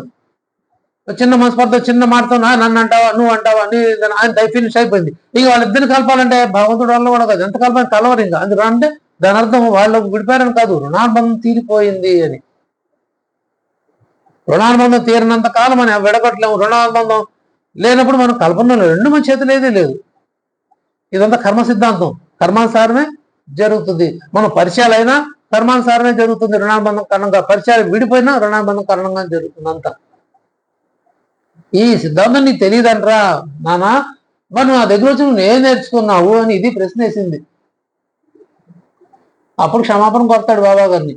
ఇదే సిచ్యువేషన్ దీక్షిత్ గారికి వస్తే, దీక్షిత్ గారు కూతురు పోతే ఏడవలేదు, తెచ్చి అలా పడుకోబెట్టాడు బాబా గారు పావుల దగ్గర, అంతే. బాబా గారు నిందించలేదు. బాబా గారు తెలుసు. పైగా బాబా గారు ఉన్నారు, ఇంకా వచ్చలి పోలేదా అని అడిగారు. ఇంకా ఏంటి వచ్చలి చనిపోలేదా ఇంకా అని అడిగారు. ఇదేంది ఆ పిల్ల జ్వరంతో వచ్చి నీదికి షిరిడి రావడం బాబా, ఆ మాట అంటేందని వాళ్ళు ఆశ్చర్యపోతారు. ఏం బాబా గారు అన్నారని. అంటే ఆయన మాత్రం తెలుసు, త్రికాలజ్ఞుడు, ఆయన మాత్రం తెలుసు కాబట్టి చెప్పగలిగారు. ఆ రోజు రాత్రికి తను అమ్మాయి చనిపోవడం జరుగుతుంది. పొద్దున్నే బాబా వచ్చలి వెళ్ళిపోయింది బాబా అని చెప్పి తీసుకొని వస్తారు. వచ్చలి ఎక్కడ పోయిందిరా, ఎక్కడ పోలా, ఇక్కడ ఉంది అని చూపిస్తారు. మోక్షాన్ని ఇచ్చారు వత్సలికి. కారణం ఎవరు? తండ్రి. దీక్షిత్ గారితో ఆ బిడ్డకున్న రుణానుబంధం. అప్పుడు చెప్తారు బాబా గారు, నీతో ఉన్న రుణానుబంధం కారణంగానే ఆ బిడ్డ నీ కడుపును పడింది, నీతో రుణం తీరిపోయింది, నిన్ను వదిలేసి వెళ్ళిపోయింది. ఎక్కడ పోయింది? ఎదుగో నీ కారణంగా నా దగ్గరికి వచ్చింది. ఎదుగో ఇక్కడ ఉందని చెప్పిస్తారు బాబా గారు. ఇది అర్హత. అది మోక్షం ఇచ్చారు, జన్మ లేదు. రుణాబంధం అంతే. మరి అదే రుణాబంధంతో ఆ బీరువా పడిపోతే అప్పుడు బాబా గారు స్వయం వెళ్ళి మరి కాపాడారే అంటే అప్పుడు ఇంకా రుణం ఉంది, ఇంకా రుణం తీరలేదు ఆ పిల్లకి, కాబట్టి బాబా గారు కాపాడారు అక్కడ. మరి ఇక్కడ సాక్షాత్ ఆయన దగ్గర సన్నిధిలోకి వచ్చిన షిరిడీలో ఉంటే కూడా మరి ఎందుకు వదిలిపెట్టారు? బతికించారు, బతికించవచ్చు కూడా, కానీ ఆ రుణం తీరిపోయింది. అక్కడ రుణం కట్ చేయకపోతే మళ్ళీ జన్మలు దారి చేస్తుంది ఆ బిడ్డకి, తండ్రికి, మళ్ళీ ఆ కుటుంబానికి రుణం దారి. అందుకని అక్కడ కట్ చేశారు, అయిపోయింది, రుణం తీరిపోయింది, ఆ చాలు ఇంకా వచ్చేసాయి అని తీసుకెళ్ళిపోయారు. ఇదే విషయంలో ఇంకో ఇంకో తల్లి బిడ్డని చనిపోయి ఏడుస్తూ ఉంటే ఓరు వినిపిస్తుంది, తెచ్చే బాబా గారి ముందు పడేసి ఓరు ఏడుస్తుంది బాబా తల్లి. బాబా నిశ్చంతో కూర్చుంటారు, ఏం మాట్లాడరు, ఏం పులుకురు పలుకురు. ఆ తల్లికి ఏడుపుంచలేక దీక్షిత్ గారు కల్పించుకొని బాబాతో చెప్తారు, బాబా ఆ తల్లి బాధపడుతుంది, మీరు తలుచుకుంటే ఆ బిడ్డను బతికించదు బాబా, బతికించండి, పోనా ఆ తల్లిని ఓదార్చండి అని బతికించమంటే బాబా చెప్తారు, ఆ జీవుడు ఎన్నో జన్మల కర్మఫలాన్ని అనుభవిస్తున్నాడు, వాడిని కర్మ నుంచి నేను ముక్తించేసాను, ఆ శరీరాన్ని కర్మ ముక్తించేసి నేను తీసుకెళ్లిపోయాను. వాడికి మళ్ళీ జన్మనిస్తే ఆ కర్మను మళ్ళీ కంటిన్యూషన్ చేయాలి, మళ్ళీ అనుభవించవలసిందే. మరి వాడి కర్మని నువ్వు అనుభవిస్తానంటే చెప్పు, ఇప్పుడే ఈ క్షణమేనాన్ని బతికిస్తాను అన్నారు. ఆ కర్మఫలం నువ్వు తీసుకుంటా చెప్పు, వాడిని విముక్తుని చేస్తా, దాని నుంచి తెచ్చి నీకు తగిలిస్తా, నువ్వు అనుభవిస్తానంటే చెప్పు, ఇప్పుడే బతికిస్తానని చెప్తారు బాబా గారు. ఇది ఒక సద్గురుకే సాధ్యం ఇది. అప్పుడు దీక్షిత్ గారు మాట్లాడరు ఇంకేమి. ఆ కర్మఫలముడు చేసి కర్మని ముక్తుడు చేసిన వాడు మళ్ళీ తెచ్చి కర్మ అనుభవించడం ఏంది? ఆడు మళ్ళీ జీవుడు తీసుకున్నాడంటే మళ్ళీ వాడు ఎత్తాల్సిందే, మళ్ళీ ఆ కర్మ కంటిన్యూషన్ చేయాలి. ఇదే చేసేది. కొంతమంది వ్యాపకాలు మోహాలు ఉంటారు చూసారా, వాళ్ళు సడన్ గా వెళ్ళిపోవడం జరుగుతుంది. ఒక గాయకుడు ఉన్నాడు అనుకోండి, వాడు పాడతా పాటు వాడు ఇంకా పిచ్చి వాడికి వదలకపోతే మళ్ళీ జన్మచ్చి వాడు గాయకుడిని పుడతాడు, ఎక్కడో పుడతాడు, 3 ఏళ్ళు మధ్యలో పట్టుకుని పాడేస్తా ఉంటాడు. అవి జన్మ సంస్కారం, రుణానుబంధం, ఇంకా అక్కడికి కంటిన్యూ అవుతుంది వాడికి. అది తీరే వరకు ఆ 3 ఏళ్ళు 10 ఏళ్ళు 5 ఏళ్ళు ఆడ బతుకున్నంత కాలం ఎప్పుడు దాకా ఉంటుంది అప్పుడు దాకా. ఆ రుణం తింటారు, ఆడే మైకి పక్కన పడిస్తే నాకు వద్దు పోనుకుంటాడు. రుణం అంతే అంతేమది సాగతి. చివరి క్షణంలో ఏదైతే ఆలోచిస్తామో అదే పొందుతాం. మోహం కూడా అంతే. నేను పలానా అమ్మాయిని ఇష్టపడ్డాను, పలానా అబ్బాయిని ఇష్టపడ్డాను, అదే అబ్బాయిలో ఆలోచిస్తాం. నెక్స్ట్ జన్మ ఏమవుతుంది, జీవుడు పోయి మళ్ళీ అక్కడే పుడతాడు, ఆ ఇంట్లోనే ఆ అమ్మాయి దగ్గర అబ్బాయి దగ్గర. మళ్ళీ ఏ భావంతో నేను అటాచ్మెంట్తో నేను పోయాను, మళ్ళీ ఆ బంధంతో మళ్ళీ తిరిగి కలుస్తాం ఖచ్చితంగా. ఇది రుణానుబంధం. ఆ తీరే వరకు, ఆ ఓమోహం వ్యామోహం ఆ కోరికలు ఏవి తీరే వరకు, ఆ తీరిన తర్వాత ఫినిష్, క్లోజ్, ఇంకా ఉండదు, మళ్ళీ విడిపోతారు. కానీ రుణానుబంధంగా జరిగే మనం అనుకుంటాం, ఆ అమ్మాయి తప్పు చేసింది, అబ్బాయి తప్పు చేశాడు, ఆడు తప్పు చేసి, ఇవన్నీ తప్పులు కాదు, రుణానుబంధం కారణంగానే ఇదంతా జరుగుతుంది. ఆ రుణానుబంధాన్ని మనం వదిలించుకోవాలంటే సద్గురు శరణం దృఢంగా పట్టుకుంటే ఇంకా జన్మలు లేకుండా ఈ రుణాలను ముక్తులు చేస్తారు. దోకర్ గారికి ఇంకెన్నో జన్మలు ఉన్నాయి, ఆయన రుణానుబంధం కారణంగా ఆ జన్మలన్నింటినీ ముక్తులు చేసి మోక్షాన్ని ఇచ్చారు తాత్యాసాహెబ్ నల్కర్ గారు, బాబా గారు. అదిగో తాత్య ఇక మళ్ళీ రాడు, మనకంటే ముందు వెళ్ళిపోయాడు, అయ్యో తాత్య మనకంటే ముందు వెళ్ళిపోయాడే, వాడికి మన రాడు అని చెప్పారు. అంటే నాలో వచ్చేసాడు అని. వీడు నా నిజమైన భక్తుడు మేఘశ్యాముడిని, వచ్చలి ఇక్కడుంది, ఎక్కడ పోయింది రాధాకృష్ణ అని, రాధాకృష్ణ ఎక్కడ పోయింది? ఆ ఫ్రెండ్ వచ్చి బాబా నిందించింది, బాబా నీకు తెలీదా, నువ్వు ఎందుకు రాధాకృష్ణని ఇలా చేసావు, తీసుకెళ్ళిపోయావు అంటే, రుణాబంధం తీరిపోయింది, రాధాకృష్ణ ఎక్కడ పోయింది, ఇదిగో ఇక్కడికి వచ్చింది, ఇక్కడ ఉంది అని చూపిస్తారు. అన్ని రుణానుబంధాల కారణంగానే జరుగుతాయి. ఆ రుణానుబంధం సద్గురుతో ఉన్నప్పుడే, అప్పుడే బాబా గారు చెప్తారు, అది 600 అన్నా 200 అన్నా 72 జన్మలన్నా 60 తరాలు అన్నా, మరి మనకు బాబా గారితో ఎన్ని జన్మ సంబంధం మనకైతే తెలియదు, ఎన్ని తరాల బంధం కూడా మనకు తెలియదు, కానీ ఖచ్చితంగా బాబా గారితో మన బంధం ఉంది. ఉండబట్టే మనం ఆయన ముందుకు వచ్చి ఆ స్వరం మాట్లాడుకుంటున్నాం. ఆ సంబంధాన్ని, ఈ బంధాన్ని తెగి విడిపోకుండా చూసుకున్న బాధ్యత అయితే మనదే, ఖచ్చితంగా మనదే. అందుకనే గురుచరణాల్లో సమర్థ సద్గురు గురుచరణాలు ముడిపడ్డ ఈ సత్సంగ బంధం ఎప్పటికీ శాశ్వతంగా నిలిచిపోవాలి, తెగి విడిపోకూడదు. విడగొట్టుకున్నా మళ్ళీ కలలు, నదిలో ముక్కలు, నదులు అంట పొలాలకు కలిసిన ఒక చోటే ఉంటాయంట, అది ఒక్కసారి తాగిడికి విడిపోతే ఇంకా కలవు, వెళ్ళిపోతాయి, ఎవరి దారిలో వెళ్ళిపోతాయి, వీటి దారి ఎడిపోతాయో తెలియదు. కలిసి ఉన్నవైతే ఉంటాయి, విడిపోయి వెళ్ళిపోతాయి. అలా పోవడం వల్ల నష్టం వారికి, పుట్టకో చెట్టుకో ఎక్కడికో పోతాయి, ఎడ్డిపోతాయి, ఎవడో పట్టుకుంటాడు, దాన్ని తీసుకెళ్లి పొయ్యిలో పెట్టుకుంటాడు, అది ఇంకోటి ఏదో అయిపోతుంది, ఏదో అయిపోతుంది, పతనం అయిపోతుంది ఆ కర్మక. కలిసి ఉంటే ఎప్పుడు కూడా అది చరణాల్లోనే ఉంటాయి. మనం కూడా ఇదే కోరుకోవాలి బాబా గారి దగ్గర, బాబా మేమందరం మీ స్మరణ చేసుకుంటూ మీ పాదాల దగ్గరే ఉండాలి. ఇది ఎప్పుడు దాకా మనందరూ రుణానుబంధం బాబా గారితో కలిగినంత కాలం అంటారు, ఈ జన్మలకు కూడా జన్మలే వద్దు, ఇదే మనం కోరుకోవాలి. ఒకవేళ జన్మలు ఇచ్చినా అది ఆయనతోనే ఉండాలి. ఇదే రేగే గారు కోరుకుంది. బాబా మీరు ఏ జన్మలో ఉండి ఎన్ని జన్మల్లో ఉండే నాకు సంబంధం లేదు, కానీ ప్రతి జన్మలో ముందు వెనుక బయట అంతా మీరు నాతోనే ఉండాలని ఎంబి రేగే గారు బాబా గారిని కోరుకున్నారు. బాబా గారు అది కౌగిలించుకున్నారు. అతి దుర్లభమైన బాబా గారి కౌగిలి దక్కిన భాగ్యవంతులు ఒకడు రేగే గారు. మనం అలాంటి భాగ్యవంతులం కావాలి. ఆ భాగ్యాన్ని మనం బాబా గారి దగ్గర పొందాలి. పొందాలంటే ఏం చేయాలి? ఆయన రుణానుబంధంతో ఉండాలి. ఆయన రుణానుబంధంతో ఉండాలంటే ఏం చేయాలి? ఆ రూపాయల స్మరణలో ఉండటమే.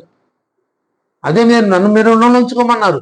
మనం రుణపడి ఉండడం వల్ల ఆయన మనతో రుణపడి ఉంటారు. ఎప్పుడు ఎవరైతే నాకు అర్పించకుండా తింటారో, ఎవరైతే సదా నా స్మరణలో ఉంటారో, ఎవరైతే నా నెలల గురించి చెప్తుంటారో, ఎవరైతే ఎప్పుడు నన్ను ఎల్లప్పుడు గుర్తుంచుకుంటారో వాళ్ళు ఎప్పుడు అలాంటి రుణపడి ఉంటాను అన్నారు. అదే మనం చేయాల్సింది. అప్పుడే మన ఈ జన్మకి సాఫల్యత వస్తుంది. 8వ అధ్యాయం చెప్తున్నాడు. ఈ నరజన్మ సాఫల్యత ఎప్పుడంటే అప్పుడే. ఈ ప్రపంచ బంధాలన్నీ వదిలించుకుంటూ మన దృష్టిని బయటకు మరల్చకుండా సద్గురు చరణాల వైపు తిప్పుకొని వారి స్మరణ చేస్తూ వారి స్మరణలో ప్రార్థనలు చేస్తూ అనవర్థం సత్సంగాల్లోనూ సత్కథా శ్రవణంలో పాల్గొన్నవారు ధన్యభాగ్యులు. అలా మన ధన్యభాగ్యులు కావాలి. క్షణం బొంగరటువంటి మానవ శరీరంలో పుణ్యం సంపాదించే శ్లోకాలు కథావార్తలు వినే సమయం సార్థకం. మిగతా కాలం అంతా వ్యర్థం.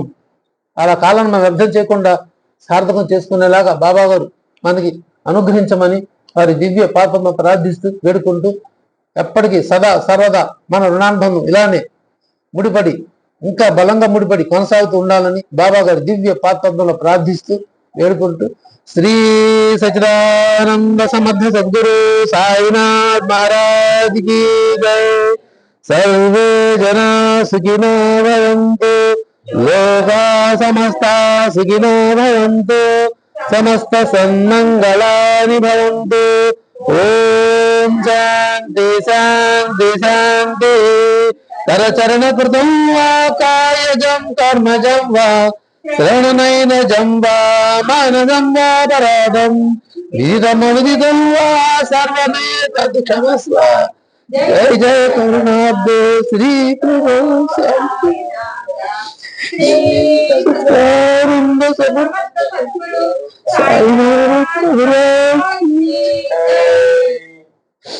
సర్వం శ్రీ సాయినాథ్.